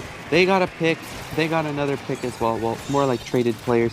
I'll make that they're now up players right now, and they got control of the zone. I wanted to mention that this zone is kind of awkward to get control of because of how it's sectioned. It's a big zone as well, but it has like all these little obstacles spread around it that make it pretty awkward to get control of it. And that's a beautiful pick right there by the Sloshing Machine. Able to get that early pick, which is just what they need here, but the Sloshing Machine, they're going to get taken down here. Penguin's penalties up, but that means ASC Tenshi completely rushing in here, but Penguin, they're able to take that lead there. The Killer Whale coming in, all the specials coming from ASC Tenshi, and this could be a take from them. But no, the Slosh Machine will not let them go, but two down on the side of ASC Tenshi. And now they're able to keep that zone into their favor, but the Slosh Machine, the splash going down there, but the splash on the AC Tenshi going down here, but the guy trying to move in here. But Penguin, they're still able to keep control over that zone, and their timer is ticking down into the 20s. And now we do see that play. They have the Killer Whale ready on AC Tenshi's side, and they're going to be popping it right now down into the 10s. And this could be a chance for this has to be a chance for AC Tenshi to really rush in here. The Booyah Bomb's out now. They're trying to cap that zone, and that's exactly what they do, giving Penguin a 59 penalty, forcing them out there. But still, Penguin, they're still near that zone. and they pop that double crab, trying to push them out, trying to push that Flingza out, making sure they can't cover anything and get missiles again. 2 down on the side of ASC Tenshi, and Penguin, they're still on that zone. Yep, they lost the zone, they got it back real quick. That's how you do it. But right now, ASC Tenshi's, they're getting pushed back quite a bit. They're already down 1 player, which you don't want to be down 1 player in this situation. But this is a good time for them to, you know, regroup, refigure out a plan on how they're gonna take out Penguin. But right there, the sloshing machine takes out the 52 gal. Make that a trade for both teams. The sloshing machine got the sloshing machine. Right now, it's just a fight of mid. Penguin is almost done with their penalty, and they're already all the way down to 10. ASC Tenshi recaps, reapplying the penalty of 47. Man, this is just going back and forth. It is now the last minute of the game 2. So it is just going to be Penguin doing their best to maintain control of zone. They've regot control. They're going to eat down that penalty again. And the machine is throwing fizzies. Missiles were popped, but... Oh! I was about to say that probably wasn't going to do much but displace, but 2 picks right in favor of ASC Tenshi. And the machine getting the machine. Penguin, they're able to try to push back in here. That's exactly what they want to do with 30 seconds left. That Slash Machine's going to get taken out. And ASC Tenshi taking control of that zone again. And they're going to have to go into an overtime period to make a comeback here. And now we do see that splash, the gal rushing right into their base, but no, they overextend and they get taken out here. And this is an opening for Penguin to move in. And with 10 seconds left, they have to go into an overtime period. But no, one of the splashes get taken out. The crab coming in here. The boy bomb get the two down from the side of ASC Tenshi. They're trying to rush in here. And with just 1 second left, overtime has started. And the missiles coming in here. They're trying to cover that zone. They don't have that much time left. And they need to keep that zone capped. But no, it's not enough. And that is going to be the game for Penguin. Alright. I guess my saying is really right, because this is a set, like, this is a grand finale set right here. Although we are in winners finals, to be fair. But this is, like, grand finale worthy. It's now 2-2. And it's all going to be decided on, what's the next map? Museum d'Alfonsino. Why are all the good E-Leader maps here, man? There's no E-Leaders. And down to a final match on Wahoo. That's Museum. I couldn't see it from far away. Wahoo was the first match. We started on Wahoo, and now we're ending on the Museum. And it's going to be really interesting to see how Penguin's double crab is really going to work around the mid tower, because if they're trying to push in, that might get in their way. But it's definitely an easy spot where they could go up there, pop the crab, and get easy picks there. And now it all comes down to this final match. So let's get into it, ladies and gentlemen. Spot Zones Museum Triton-Cup winners finals. It is tied up 2-2. Penguin versus ASC Tenshi. The comps are the same. They stayed the same this entire... Actually, no! We do see double crab coming up from ASC Tenshi now. So they're switching in for more... They're switching in for more paint instead of that gal. So it's going to be interesting to see how they can work with this, as the comps are literally the same. So let's see what they can do here. The missiles immediately getting popped there. As now we're moving in right to that zone. Splash on the side of ASC Tenshi, getting taken out. 2 down on the side of ASC Tenshi. But no, one of the splashes. But now 3 down on the side of ASC Tenshi. Down to a 3v1 now. And Penguin, they're gonna get that early. They're gonna get that cap there. 30 seconds into the match. And Penguin, all they need to do is lock out ASC Tenshi now. And they'll take that step back. But no, the slosh machine getting taken out. And now they're going to go on high alert here as the crab from ASC Tenshi getting popped there, and the Booyah Bomb coming in here. And ASC Tenshi getting that cap, giving Penguin a plus 23 penalty as one of their splashes is going to be going down here. But they do have the missiles ready for combat, so let's see how they can really use that. As ASC Tenshi, they have to paint up for their specials for defense. But Penguin, they have 2 specials, they have 3 specials ready, and they're popping all of them right as ASC Tenshi takes that lead there. And it's time for them to really push in here. But they are able to get that cap, and they are able to take it, giving ASC Tenshi a 31 penalty. That splash getting backed up, getting 3v1 now, down to a 3v3. The missile's getting popped, but it's going to get canceled out by that splash. They pop that crab, and we see a crab fight happening. But Penguin's going to end up winning that fight. And now ASC Tenshi, they have to move back here as Penguin is going to be taking lead for their favor. Yep, and right now is definitely the good time for Penguin to start working on getting that lockout, getting control of that upper area. Although they are down 1 player, make that 2 players, they're still doing their best to make that 3. Commentators curse, man. 3 down on the something. side of Penguin, and ASC Tenshi rushing back in, but no, their splash is going to get taken out. They just move in a little bit too fast there as the missiles from Penguin covering their zone. But no, 2 down on the side of Penguin, and the crab getting popped from Penguin. They're trying to cover in that zone, but they're going to get pushed out here. As AC Tenshi, they're still gaining points, and that Splash's crab is up, and they have to back up here, and it looks like that's going to be lead for ASC Tenshi. And now it all comes down to this, down into the 30s now, and they have that Booyah Bomb for defense. Penguin has to move in as fast as they can here, and they're trying to combat it, but the missiles coming from ASC Tenshi, trying to block them out here. The Splash chance around the zone, but no, 2 down on the side of Penguin, and ASC Tenshi, they're able to keep that zone in their favor, and now the Splash going down there, they pop that crab, but that's going to be good for ASC Tenshi, and they're going to be moving on to the final. Congratulations to ASC Tenshi. They're going to be moving on to the grand finals, and we still got to give mad props to Penguins, who will be playing in losers finals.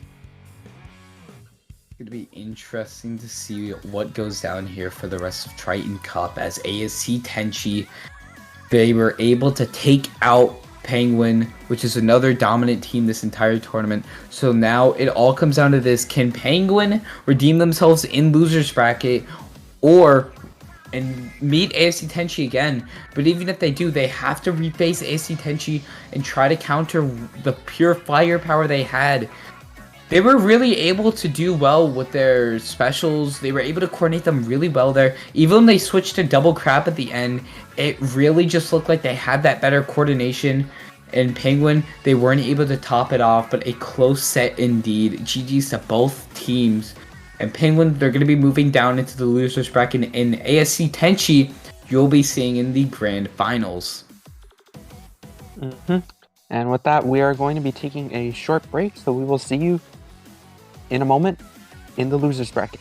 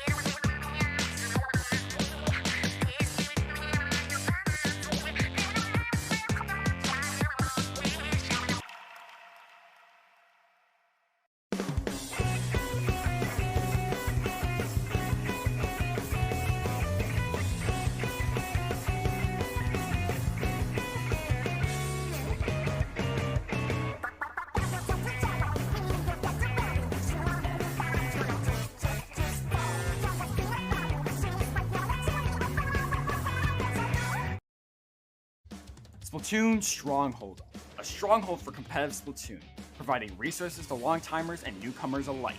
If you're new to the competitive scene or still figuring out how to join, we have a getting started guide and plenty of other resources to help you in your journey. If you are a seasoned veteran, we still have plenty to offer. You can find and join tournaments as well as participate in our Captain Forum and find free agents and teams. Our mission is to make competitive Splatoon easily accessible to everyone.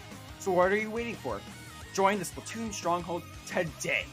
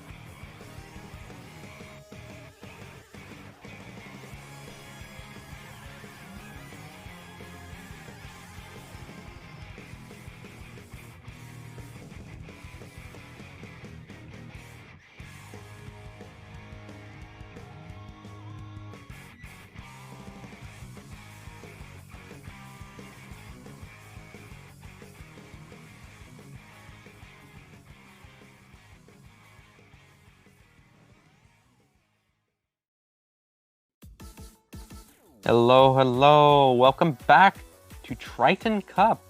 I'm here joined by Matthew. Hello. Hi.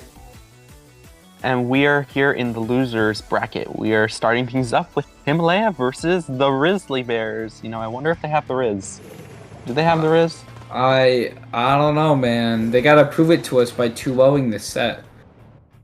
Well, hopefully they can. Okay, we got a very meta comp from the side of Himalaya. The Splash and Machine versus the Rizzly Bears, which have the C Junior. I love seeing C Junior being used more. You love seeing those newer weapons being used more and people expanding their weapon pool there. The Wave Breaker immediately getting popped was one of the machines on Himalaya going to be going down there. And Rizzly Bears able to get that first cap there down to 3. And Rizzly Bears taking control over that map as we see that C Junior painting up everything. Yep, Rizzly Bears showing off their early Riz by making the first move. Making the first move. They're showing off the Riz by making the first move. They're giving them the stare from their base as they respawn. But I don't know, the splash goes down here as the Booyah Bomb coming in there from Himalaya. Trying to cover that zone here. The zone's going to be capped as a Wave Breaker, trying to get them out of there. Trying to mess them up here. As their Gal's going to be going down here, and the Crab able to shred through that Booyah Bomb. They do get that Booyah Bomb off though, but they aren't able to run away in time. 2 down on the side of Rizzly Bears in Himalaya. They're able to take that zone back. Yep, and it's all just going to be a matter of how they lock this out. A Crab is being popped off on the side of the Rizzly Bears, but hey, it got countered. So somehow make that 2 down on the side of Rizzly Bears right now. Himalaya is definitely doing a good job, you know, holding control. They have 2 Booyah Bombs at the ready, so they could pop one, use it to stall out for a little bit, and they have a second one just in case. But they're just trying to keep back the members of the Rizzly Bears. Here's the Double Booyah! One player down, make that even. Hey.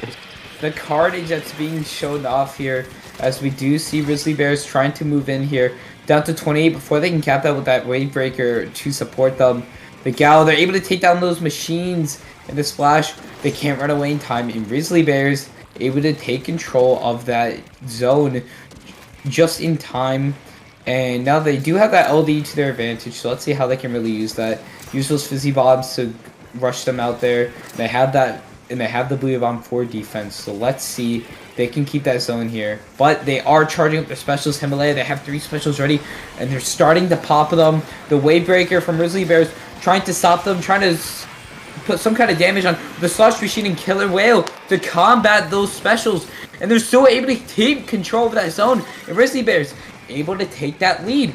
And can they keep that zone there? I don't know. They but probably can't because they're down 2 can't. players. And now Rizzly Bears being forced to move out there. It's not going to be a very big lead, and it's going to be. And if Himalaya can really take out 2 or 3 players, I think they could really get that win here. And we do see overall they're just trying to move in there as much as they can. They're doing another double Booyah Bomb, and they're able to take down that Gal, cap that zone back with that 40 penalty ticking down here as a Crab from Rizzly Bears taking out them. 3 down on the side of Himalaya from that Crab, and Rizzly Bears showing off their Riz, taking control of that zone. Yep, and with the delayed right there, the Rizzly Bears are gonna step up, you know, make another move. They're definitely gonna aim to find a way to lock out the Himalayas. Which honestly, how do you lock out an area? You know? You really just have to have that total control over their area, making sure they don't have too much room to work with, or any big areas where they can take those specials and charge them up there. But the Booyah Bomb covers from Rizzly Bears, able to cover that perfectly. But they are able to cap that zone, but no, 2 down. And they're still able to keep control over that zone. And it looks like they just don't have that much time. And Rizzly Bears showing off their Riz, taking game 1. Oh, they definitely proved that they got the Riz, dude. But I think you might have mistaken my Himalayas joke about like how do you hold an area? So, you know the Himalayas is an actual area. The mountains. No, you didn't know that? What? Do you know about the Himalayas?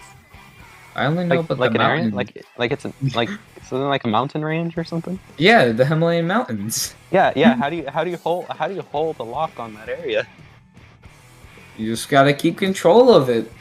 keep your territory. That's what you got to do in Splatoon to really win it.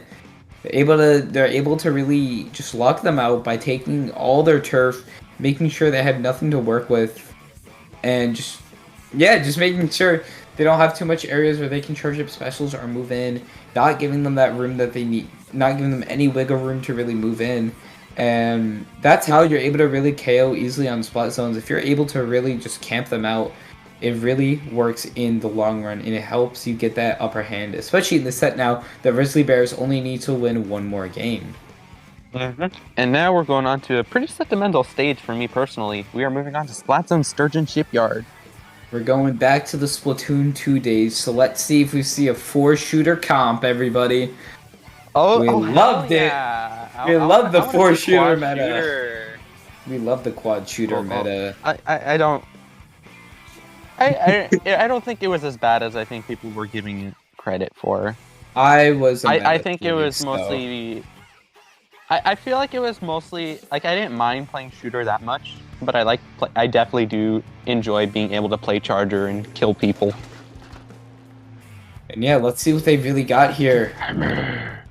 Again, actually no, we do see one of the splashes switching off for Gal, so it's gonna be interesting to see. They have a little bit less paint but more firepower, and that might be what Himalaya really needs here, as they do have that junior, one of the weaker weapons on the line for paint for just killing wise.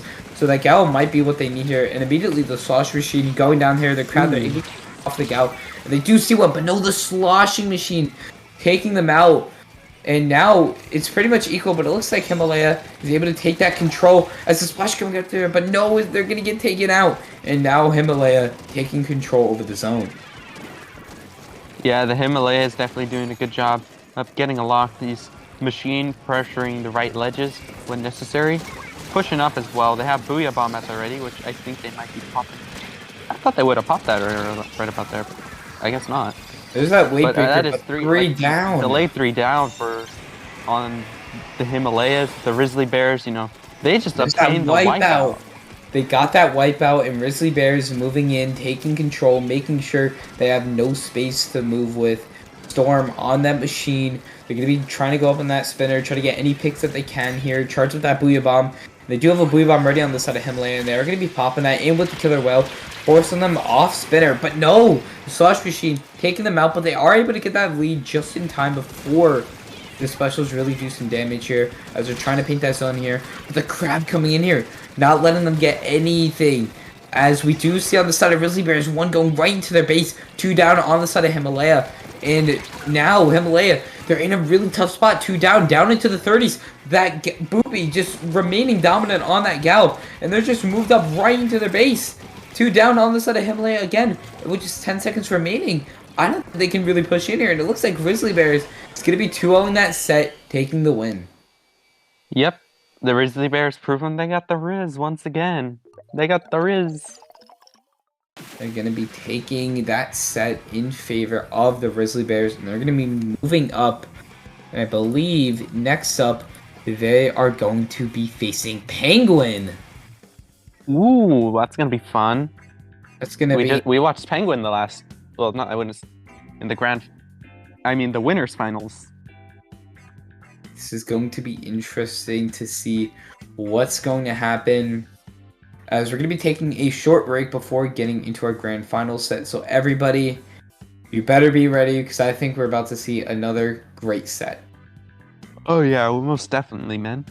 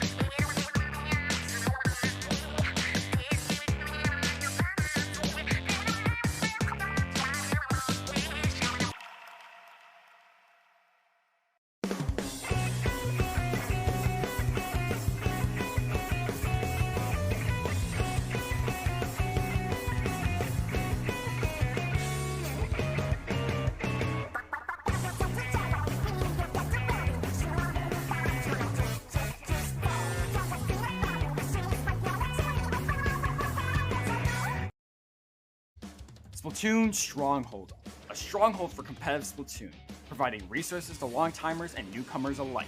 If you're new to the competitive scene or still figuring out how to join, we have a getting started guide and plenty of other resources to help you in your journey. If you are a seasoned veteran, we still have plenty to offer. You can find and join tournaments as well as participate in our Captain Forum and find free agents and teams. Our mission is to make competitive Splatoon easily accessible to everyone. So what are you waiting for? Join the Splatoon Stronghold today!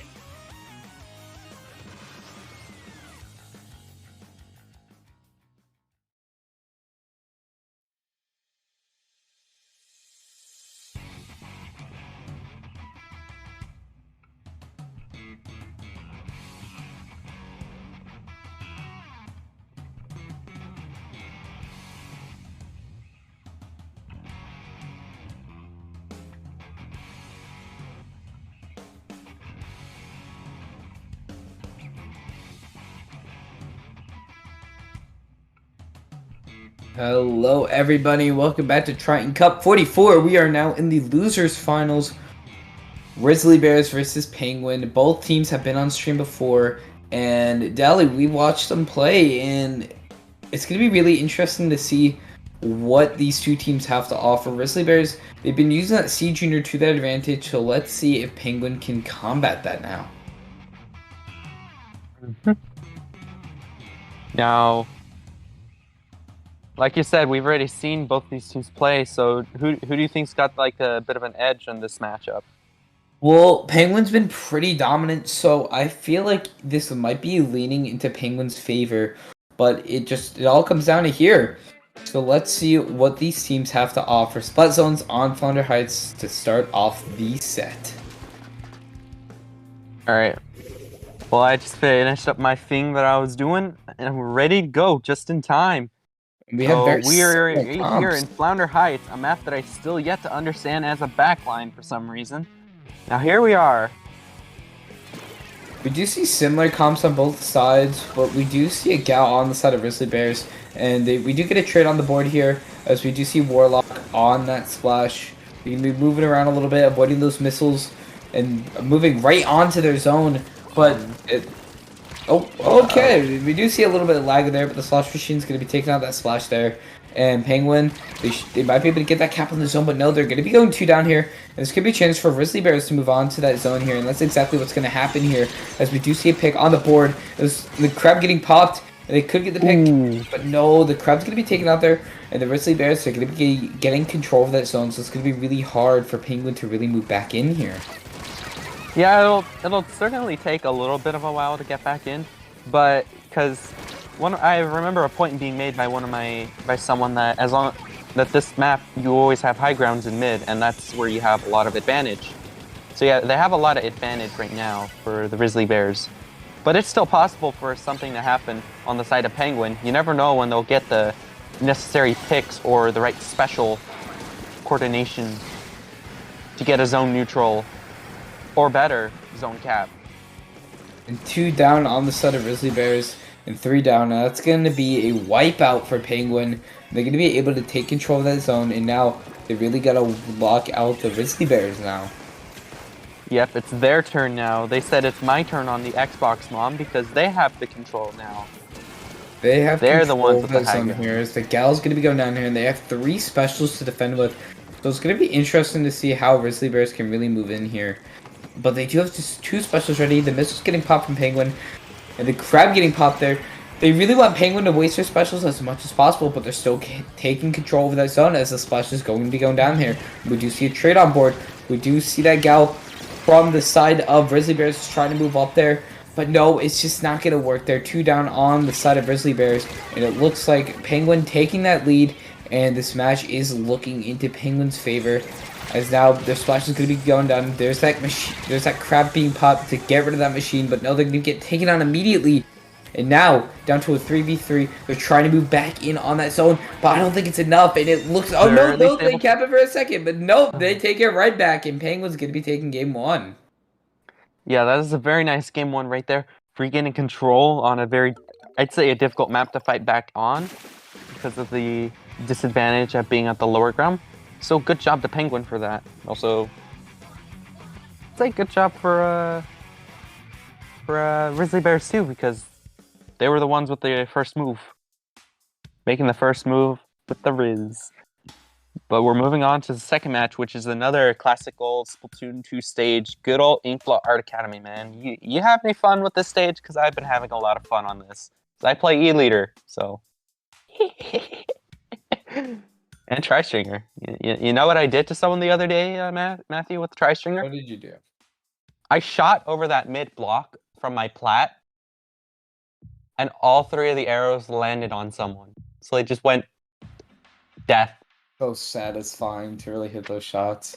But it's It was so unsatisfying satisfying. I had to a be on post the other on end Twitter. of them. As a Splash main, I hate Tri-Stringers. Dude, I have a love-hate relationship with Tri-Stringer because whenever I want to play Tri-Stringer, I'm always paired with I'm always stuck with other people who want to play Tri-Stringer.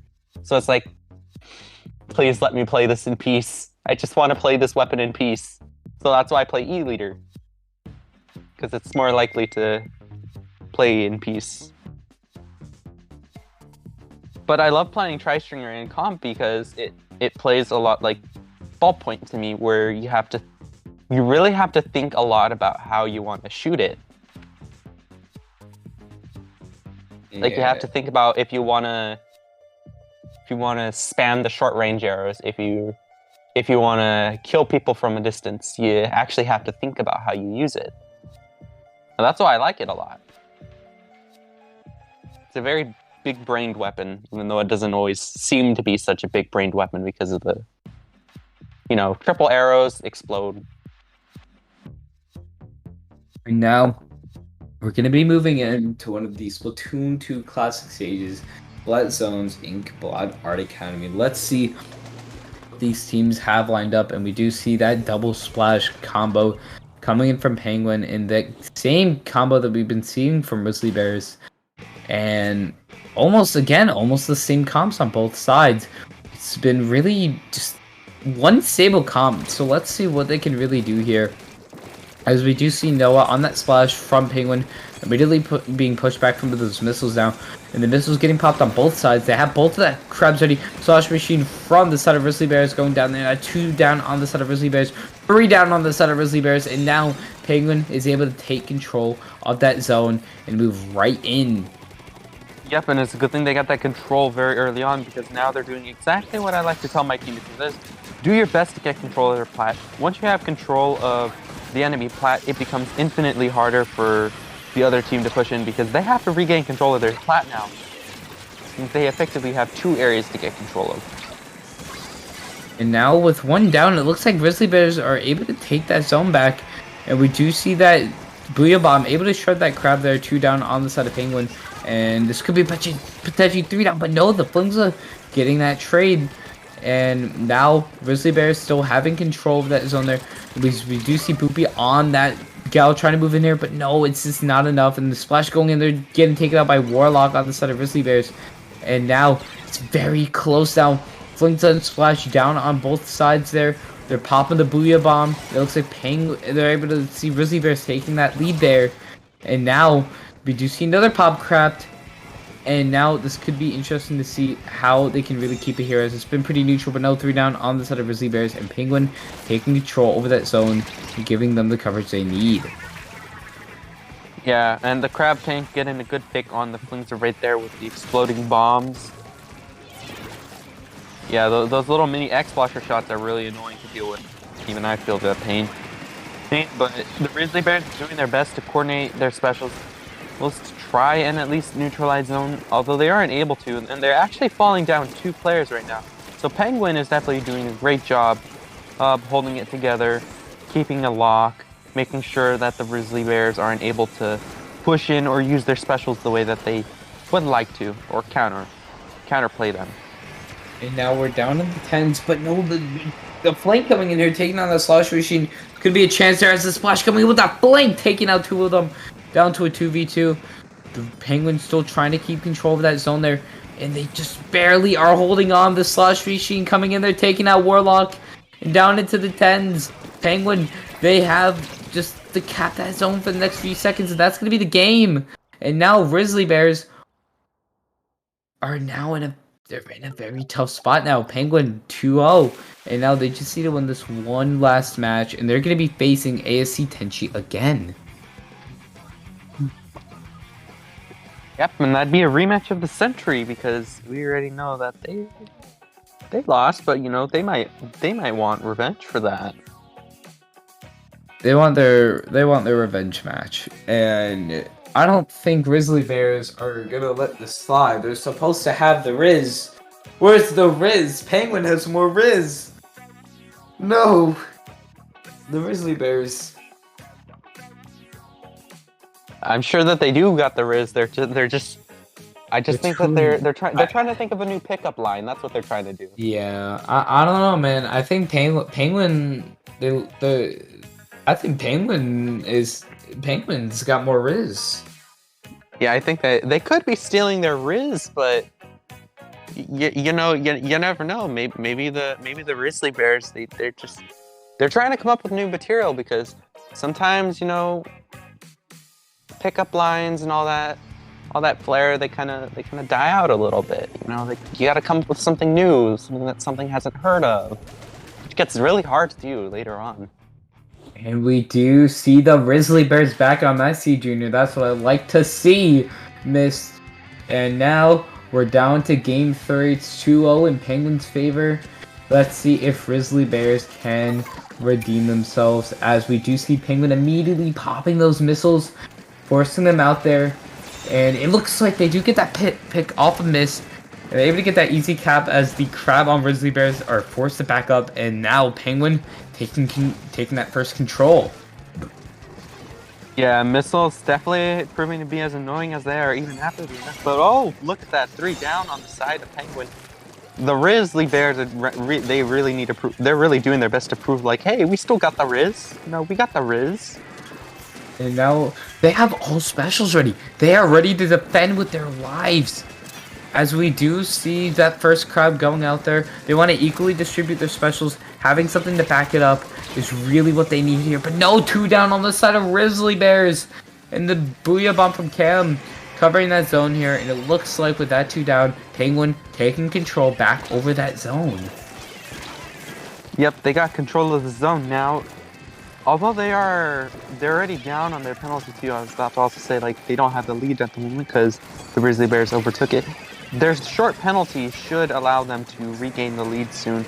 A wave breaker has been popped on zone to pressure the members of Penguin off the zone, or at least discourage them to play jump rope. And now, with just a short lead, Rizzly Bears, they gotta think of something. No! The crab getting taken out, and they put that crab in retaliation. 2 down on the side of Penguin. 3 down now on the side of Rizzly Bears. And Penguin, they're able to take that zone back down to a 20 penalty. And this could be a chance for them to take lead there, as one of the splashes on Penguin are going to be going down. Yeah, I got to give that splash props for what they just did, because that was like a no fear kind of play. Like, oh, that was just clean. Pure clean. But the lead flip is now in favor of Penguin. Zone is in neutral, 1 player down for the Rizzly Bears. Can they still maintain neutral on zone? No, unfortunately. But there's still time on the clock. Although there's very little, and their splash is down, or one of them, they still have to figure out what to do. They're trying to move in here, that crab. They're going to get that pick. They do get that pick there, but Penguin still having control of the zone. They got to start painting now. Down to a 3v3. They're able to cap that zone there. And now the splash going down there. And the Rizzly Bears taking control of that zone, giving them that 55 penalty. Rizzly Bears, they aren't going down without a fight. And we do see Penguin. They have the missiles ready. They're popping the missiles. They do have the Booyah Bomb. They pop that wave break on the side of Rizzly Bears. And the crab can get popped from any second. There's that crab. Capping that zone now, down to just 2 minutes remaining. Rizzly Bears, they have to think of something here. They're going to start to get locked out now, as we do see them dancing around there, but the crab getting popped just in time. But no, they're going to get shredded down. Down to a 40 penalty, 2 down on the side of Penguin. And this is a chance for the Rizzly Bears to move back in here. 3 down. And now, Rizzly Bears, they take control of that zone.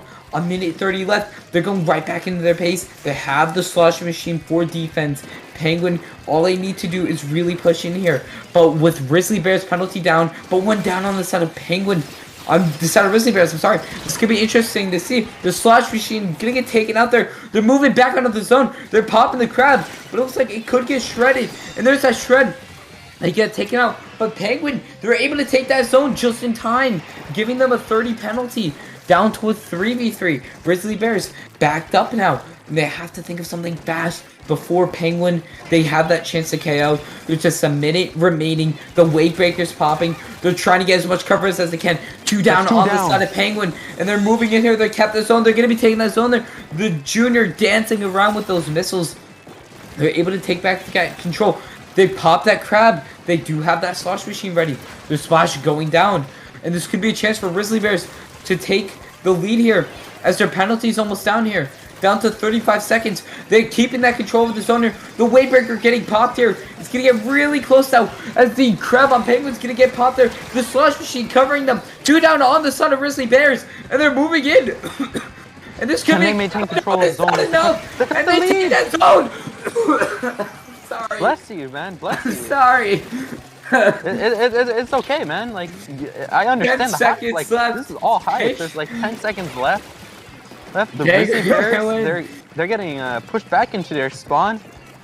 Well, there's not a lot of time left. The penalty is almost up. The Rizzly Bears are down. On the side of Rizzly Bears, and that is 3. And it looks like that's going to be game. That's going to be the set for Rizzly Bears. For Penguin, 3-0 over the Rizzly Bears, and they are going to be meeting ASC Tenshi again in the grand finals of Triton-Cup number 44. Ah, what a set! Oh, Like, I know it was all I know it was 3-0, but that's still those are still some pretty close matches. Like, the Rizzly Bears ought to be proud of themselves. Oh, yes. We are here to have a rematch. We're going to be seeing Penguin facing off against ASC Tenshi again in grand finale. I'm dying over here. We're going to take a short break, as I'm going to go get water, and we'll meet you guys back for finals. Yes, we will be right back, and stay hydrated, people.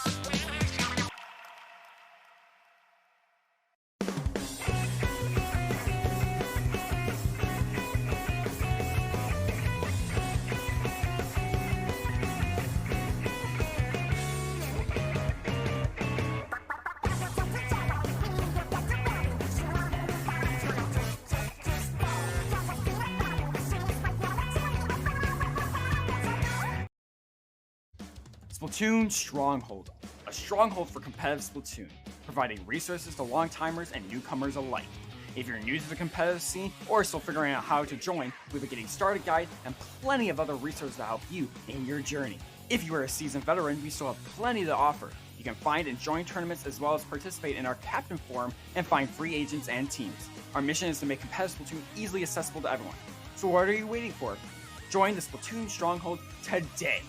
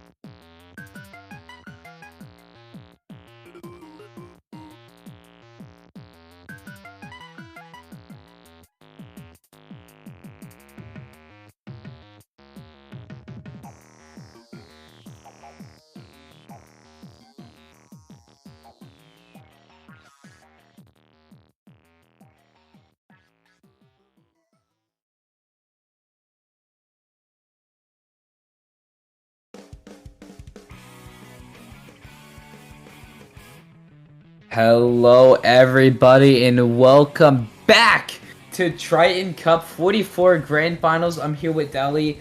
ASC Tenshi versus Penguin. Let's see what they got. Hello, we're jumping straight in here.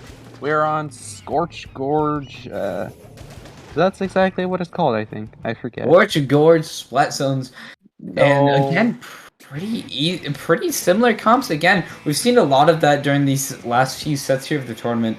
Double Splash, Machine in Flingza, and then Gal in C Junior on the side. So it's going to be really interesting to see. Already, we do have some crabs ready to be deployed. Penguin popping their missiles immediately. And it looks like Penguin might be able to get that early pick on that zone there.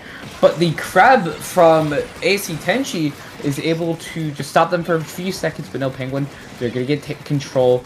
And that crab's just going to be just not letting them get in here is what they need here. And they do have that Blue Bomb ready for defense for Penguin. So let's see what they got to offer here. They're trying to move in. They had that crab. They popped the crab for ASC Tenshi.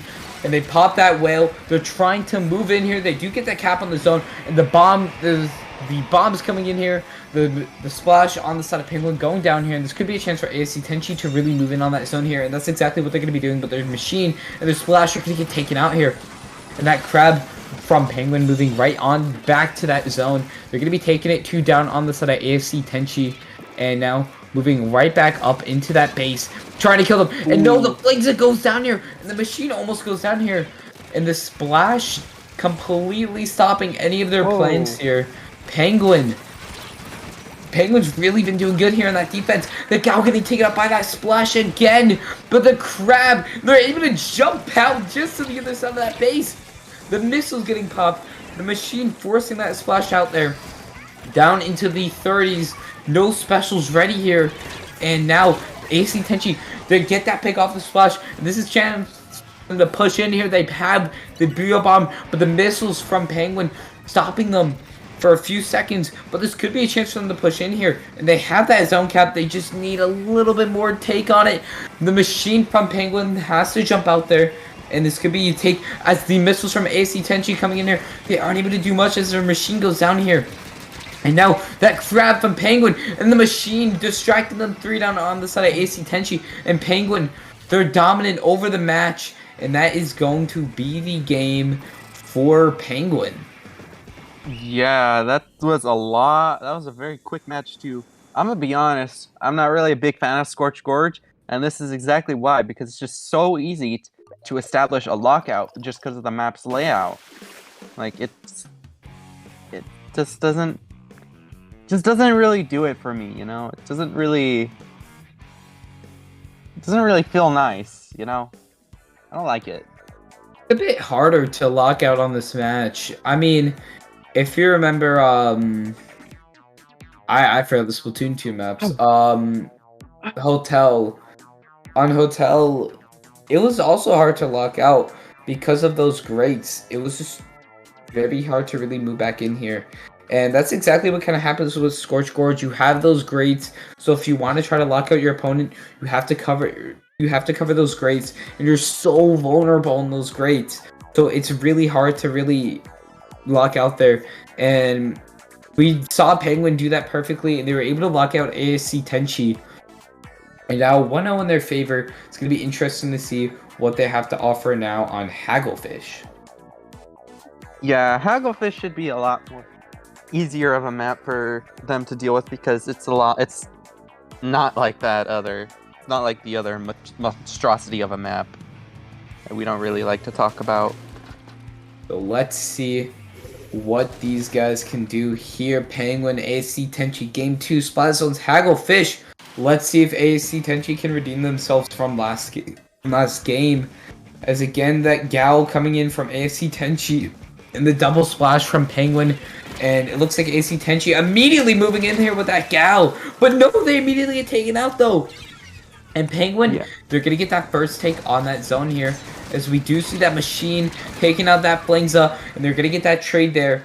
And now 2 down on the side of Penguin, as we do see ASC Tenshi just barely hanging on there, but no, they're going to get taken out by that Blingza. They lose control of that zone, though. They're trying to paint over it, but it looks like ASC Tenshi is going to be taking that zone back. And this could be a chance for them to move in here, but no, the Gal going down there to that machine. We do see Cam on that machine pushing in right into their base there. And now Penguin has control over that zone again, and this could be a chance for them to really lock out and take another game. But they're going to get forced out by the missiles and crabs now. This could be a chance for them to lock it. We do see that slosh machine. They're sharking them, trying to see what they can do here. 2 specials on the ready for Penguin, as the whale's not able to do much. The Gal trying to survive, this machine, I'm sorry, trying to survive on its own here. Down into the 40s, and their flings on ASC Tenshi's going to be going down there. And the Slosher from ASC Tenshi's going to go down there. But the splash from Penguin's going to be going down. And they don't have enough firepower to really move in here. Only the crab is not enough. And they're able to push over that. And the missiles from Penguin forcing them out even further now. And they're going to try to rush back into that zone. And they're going to be taking it just in time, as the splash from Penguin gets taken out by the machine. Down to a 3v3. Penguin. But Penguin just immediately back onto control. 3 down on the side of ASC Tenshi. And it looks like Penguin is able to get another take and has another chance to KO with that 40 penalty. Yeah, this is a whole new Penguin we are seeing. This Penguin just decided that we are going to ascend to the demons that are Gunther from Adventure Time and show them we are a menace to society and we are going to win. And now we see that cap there, but no, a Penguin, they still have control somehow. And we do see that slash coming out of the side, but no, the splash coming in, and they're in the trade. ASC Tenshi taking that zone back. Yep, but it seems like it's easily flipping right back in control. It might flip right back to the control of Penguin right now, which that it does. Although they are down 1 player, they're still maintaining control the best they can. Their remaining players' missiles were popped. The Booyah Bomb is popped on the side of ASC Tenshi to create some cover, and okay, now they're finding some picks, but they are down 3 players, which is not good. Penguin regaining control of the zone again, pushing back the last member of ASC Tenshi, pop the crab tank to apply even more pressure onto them. This is just unreal, man. Whoa, look, check that out. That's a nice bomb pick right there. Now 2 down on the side of ASC Tenshi, and it's looking in favor for Penguin, just to hold on to that zone a little while longer while the whale from ASC Tenshi getting popped. Covering that zone is really what they need now. But no, they lose control, but 2 down on the side of Penguin. 3 down on the side of ASC Tenshi, and they're able to take that zone back. And with that wipe from Penguin, they're going to be taking game 2, and it's not going to be 2-0 in Penguin's favor. Yeah, Penguin really wants this grand finale rematch, which I'm honestly excited for, because that means they're going to have a bracket reset and more content. More content and more of my voice dying. That's what everyone wants. Oh yeah, I want your voice to die out. No! So you can speak tomorrow. I ran out of water. No. Maybe you should get some more.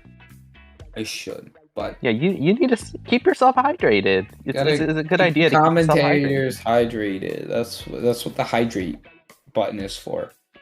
Do we even have a hydrate button? I don't know. I think there is. I don't think so. No, there isn't a hydrate button.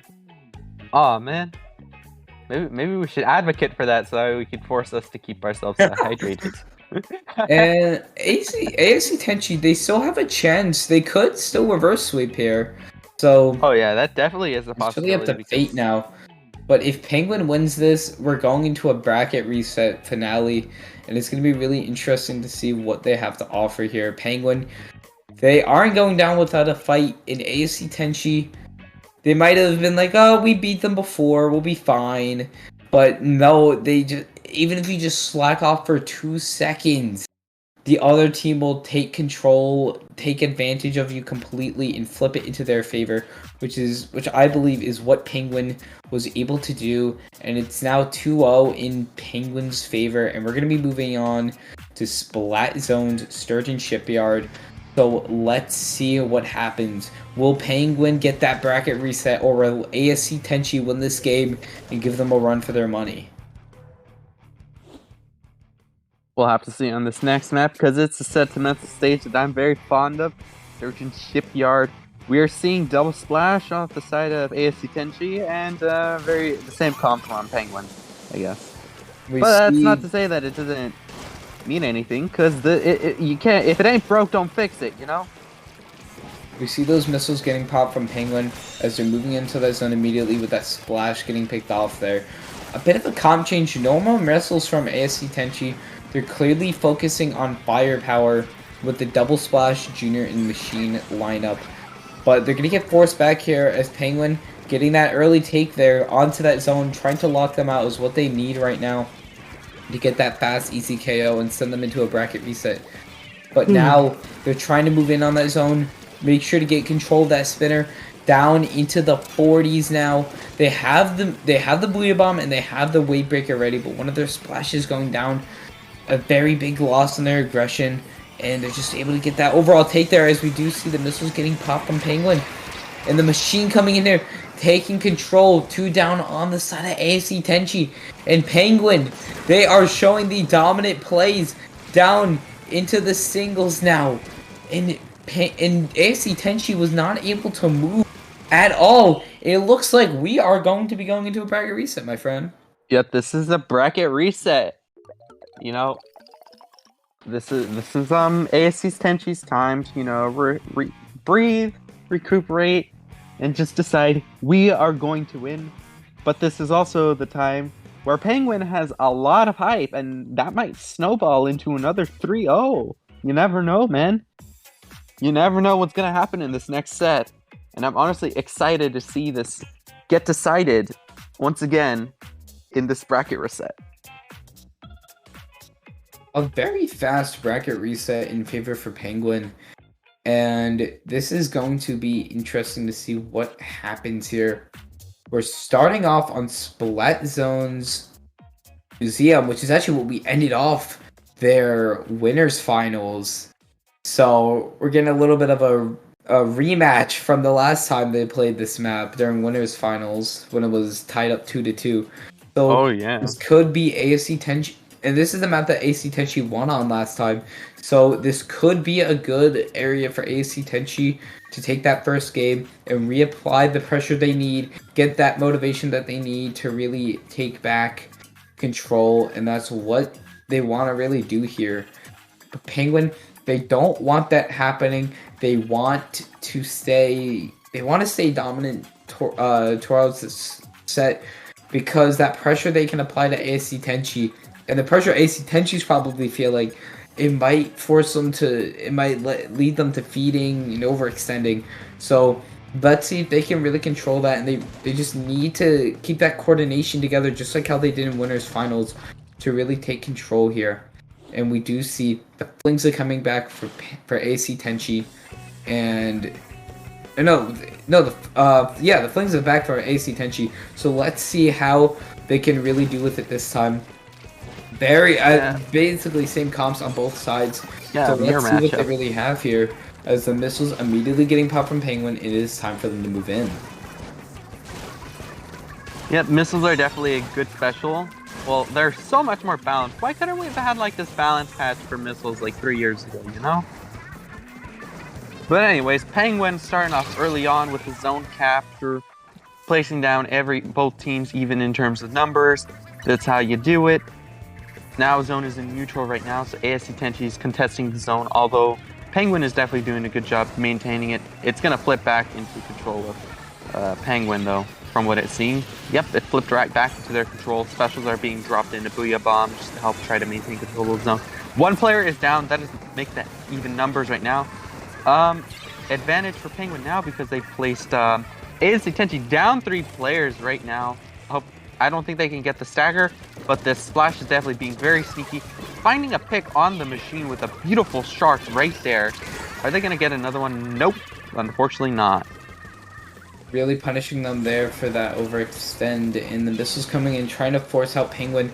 But ASC Tenshi, they've been having a really hard time this entire time, really pushing back in here. Penguin still control over that zone here. The crab coming in here trying to cover that zone, and the missiles coming in. The slash machine, is going to get taken out there, but the missiles are going to take him out. And that's going to be a very fast game 1 for Grand Final Reset to Penguin. Yeah, Penguin just really just wanted... They really want it. Like, I'm not gonna lie, they really want it. They're playing to the best of their abilities. And they're coordinating, they're getting the picks, they're holding control. They just are locking out ASC Tenshi hard. Let's see. ASC Tenshi, the pressure is on them now. It's completely flipped, so let's see. Will Penguin win the next 2 games, or will the ASC Tenshi just do something to redeem themselves here, as they're in a very tough spot? They're gonna get really stuck if they lose the next game. So if they can really win this next game, I feel like ASC Tenshi could really flip everything onto Penguin and give Penguin that pressure and potentially win the set here. But Penguin, they clearly aren't going down without a fight, as we just saw them 3-0 ASC Tenshi before. But again, ASC Tenshi, they were able to beat Penguin in winners finals. So let's see what they have to offer now on Splat Zone's Mako, marked another classic Splatoon 2 stage we all loved. So let's see what can really happen here.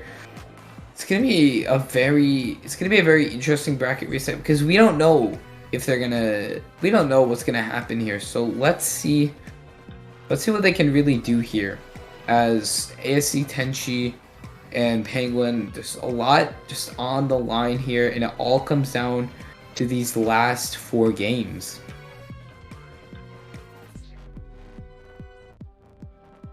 Yeah, you know, I love Mako Mart, because this it was like a really big staple in Splatoon 2, because it was like one of the more balanced maps in that game. It's kind of hard to find a balanced map in Splatoon 2. Well, maybe not, but there weren't like super many map and modes combinations where they were really balanced. But Mako Mart is definitely a nice one to come back to. I mean, the comps that are being brought out, Machine has quite a lot of advantage. Splash certainly does have a lot of advantage here. But Flingza also does too, because if you're playing a weird, aggressive Flingza, you can definitely pressure people over those ledges with vertical flicks. But yeah, we both know that those don't kill as effectively as other rollers, right? See what could really happen here, as it's going to be really interesting to see these comps just relatively staying the same. And we do see that Gal being brought out by ASC Tenshi again, so let's see if that can really give them that upper hand and give them that extra pressure, as we do see Penguin going for that C Junior. Yeah, C Junior definitely has a good place in this current meta, with all the torpedoes as well as the Wave Breaker being able to launch and counter Ninja Squid. But right now it looks like Penguin is being pushed back quite a bit, not being the one with the early picks or as well as early cap. They're in fact the ones who are being pushed back into their spawn, but they're holding it together, they're popping a crab in an attempt to help gain control of some territory, and it does help. Well, one pick on ASC Tenshi is enough. That's all they need to really start making something happen. Make that 2 down for ASC to 3 down on ASC Tenshi. And control flips all the way over to Penguin right now. So now it's their turn to start laying down on the beat down. It may be a little bit later than we expected, but they're getting control. They're building their specials, trading members right now. And right now, there is an opportune moment for ASC Tenshi to come in with both of the machines down. They're able to neutralize zone, popping a killer at 5.1. And they do have the cap, and they're still maintaining their lead. ASC Tenshi, they brought in a strong start, showing Penguin that they aren't going down without a fight no matter what here. But now 2 down on the side of Penguin. ASC Tenshi with that favor. They are not leading. They are not going to let Penguin 3-0 them this easily. And we do see that Gal trying to take out the Crab, but the Crab able to get that pick off the Gal. 2 down on the side of ASC Tenshi. They lose control. The Wave Breaker gets popped here, but they're still in control. They get an extra few points here before getting locked out here. And now we do see that machine just trying to get control, trying to get rid of that gal. And now they are going to get a pick on one of the slosh machines. And it looks like Penguin, they went for a much more aggressive comp compared to painting. But they were able to get that painting back from that junior. But ASC Tenshi, they're remaining dominant over this map now, as they have more paint and they have more firepower. So let's see what they can really do here, as one of their machines are going to be going down here. And they do lose control of that zone here. And the gal getting completely pushed out there and 3 down on the side of ASC Tenshi. And this is Penguin's chance to really move in. And they cap that zone instantly into their favor. And let's see what they can really do here, because it all comes down to this. If Penguin can take the lead, ASC Tenshi, they have a lot on the line. So let's see what happens here. Down to a 3v3 now. They have the missiles. They have the Booyah Bomb. Their gal's going to be going down, though. But 2 down on the side of Penguin. This could be a chance for ASC Tenshi to move in here. The Booyah Bomb capping the zone. The Wavebreaker coming out here. And this is super close. But it looks like Penguin's able to hold on and take that lead. Yep, and it's still an even fight right now. All members of both teams are currently alive. It is just going to be a paint war. If that junior is still alive, it's going to be difficult to overtake the zone. Although missiles are definitely helping take the zone, this junior is getting displaced. He's by that Booyah Bomb, and with a pick off on the machine of Penguin, ASC Tenshi is able to flip the lead with one more pick on another machine. They're doing their best to maintain control, popping a crab, have to keep up the pressure. Oh man, this can really go anyone's way, you know. They have 3 specials ready, and they're going to be popping all of them. They really need to take control. They have that Wavebreaker, and they have the crab. But they do get a pick before getting taken down here, but it looks like Penguin able to take control, but not before ASC Tenshi taking that lead there. And now, with that penalty, ASC Tenshi needs to move in fast, or Penguin is going to be taking that win there. Down to 50 seconds. ASC Tenshi trying to move fast in. They don't have too much time. And their junior going to be going down there. Down to a 2v1 now. As Penguin, they're able to keep that control. And that is a wipe. And it looks like, with that being said, they're able to take that lead. And it looks like Penguin is on their way to a KO. And it looks like with those 2 down, it looks like that's going to be the game for Penguin. 2-0 in Penguin's favor. So let's see. Penguin only needs to win 1 more. And ASC Tenshi, match point.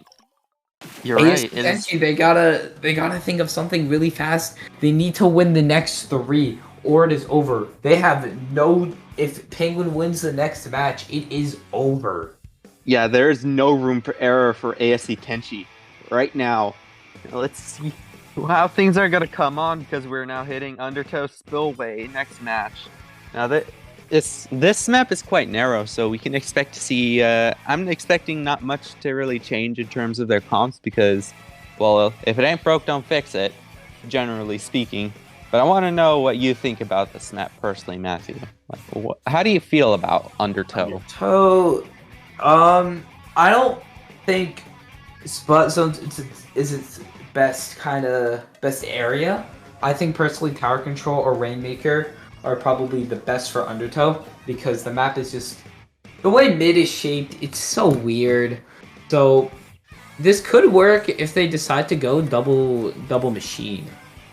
But I see. It really all comes down here now. Now we're moving on to a map. This is the first time we're seeing a double zone map in a little bit. So they're gonna have to play around 2 zone. If they can keep one of those if ASC Tenshi can keep one of those zones capped, make sure Penguin doesn't gain any more points. That's what they really need here, and it all comes down to game number 3. Will ASC Tenshi reverse sweep them, or a Penguin win this next game and take home the tournament? Who knows? We still got time to decide that, you know? As we're starting, we're starting. As I just said, they do this double slosh machine on Penguin's side. And now it's going to be interesting to see how ASC Tenshi can really back them up, as the gal and the machine are going down immediately in ASC Tenshi. And they're getting backed up completely. Penguin with that early zone take. And they're moving right into their base. And they get that pick off of the splash. And the machine getting up in their base, the sloshing, the Booyah Bomb coming in here, covering them completely. Penguin showing dominance once again over ASC Tenshi. Yeah, the dominance is real. Throwing bombs, spamming fizzies. It's a lot to overcome because Penguin's already got control of inside of the frontal turf of their side of the field, I guess. But right now, 3 down for ASC Tenshi. Ouch! I wonder how that happened. This is going to be close. ASC Tenshi, they really only have one chance to move in, and they have to do it now. But their junior is down, and Penguin has that Booyah Bomb, and they have the Wave Breaker. They're popping the bomb, but it's not a good spot. Down into the 10s. They're trying to move in. The Slosh Machine down, but the junior gets the pick, and that is the game. Penguin taking it home 3-0 over ASC Tenshi in a bracket reset. Honestly, I am lost of words because in all of my time just watching tournaments and commentating, I don't think I've ever seen a back-to-back 3-0 bracket reset. Like, my mind is just blown at Penguin right now for overcoming ASC Tenshi like that. Like, what a redemption arc. Like, a well-deserved congratulations and first place to Penguin. Both teams just demonstrated pure strength, and ASC Tenshi, they weren't able to keep up with Penguin's pressure from those comps that they were throwing at them, and they weren't able to just take back the zone when needed. And Penguin, they were able to put pressure on ASC Tenshi once they sent them to a bracket reset, and now it really just, I don't even know. I mean, I don't know either. Definitely interesting to see Penguin. They jumped completely. Penguin just 6-0'd ASC Tenshi after coming back from losers bracket. That shows the determination Penguin had. The Penguin wanted to take this tournament home, and they did so. Even if ASC Tenshi was able to beat them in winners finals, Penguin came back so strong, and they were able to take the win. Yeah, it's just an epic comeback, man. But, you know, we still got to congratulate ASC Tenshi for coming in second in Triton-Cup. And you still put up a great fight. I mean, you guys are the winners of winners finals. That counts for something.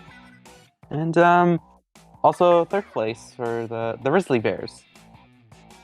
It was definitely a close set indeed. And Penguin, congratulations for winning Triton-Cup 44, and good job to ASC Tenshi for taking in a close second place. And don't forget the third, the Rizzly Bears. They had just little, I think maybe they had too much Frizz.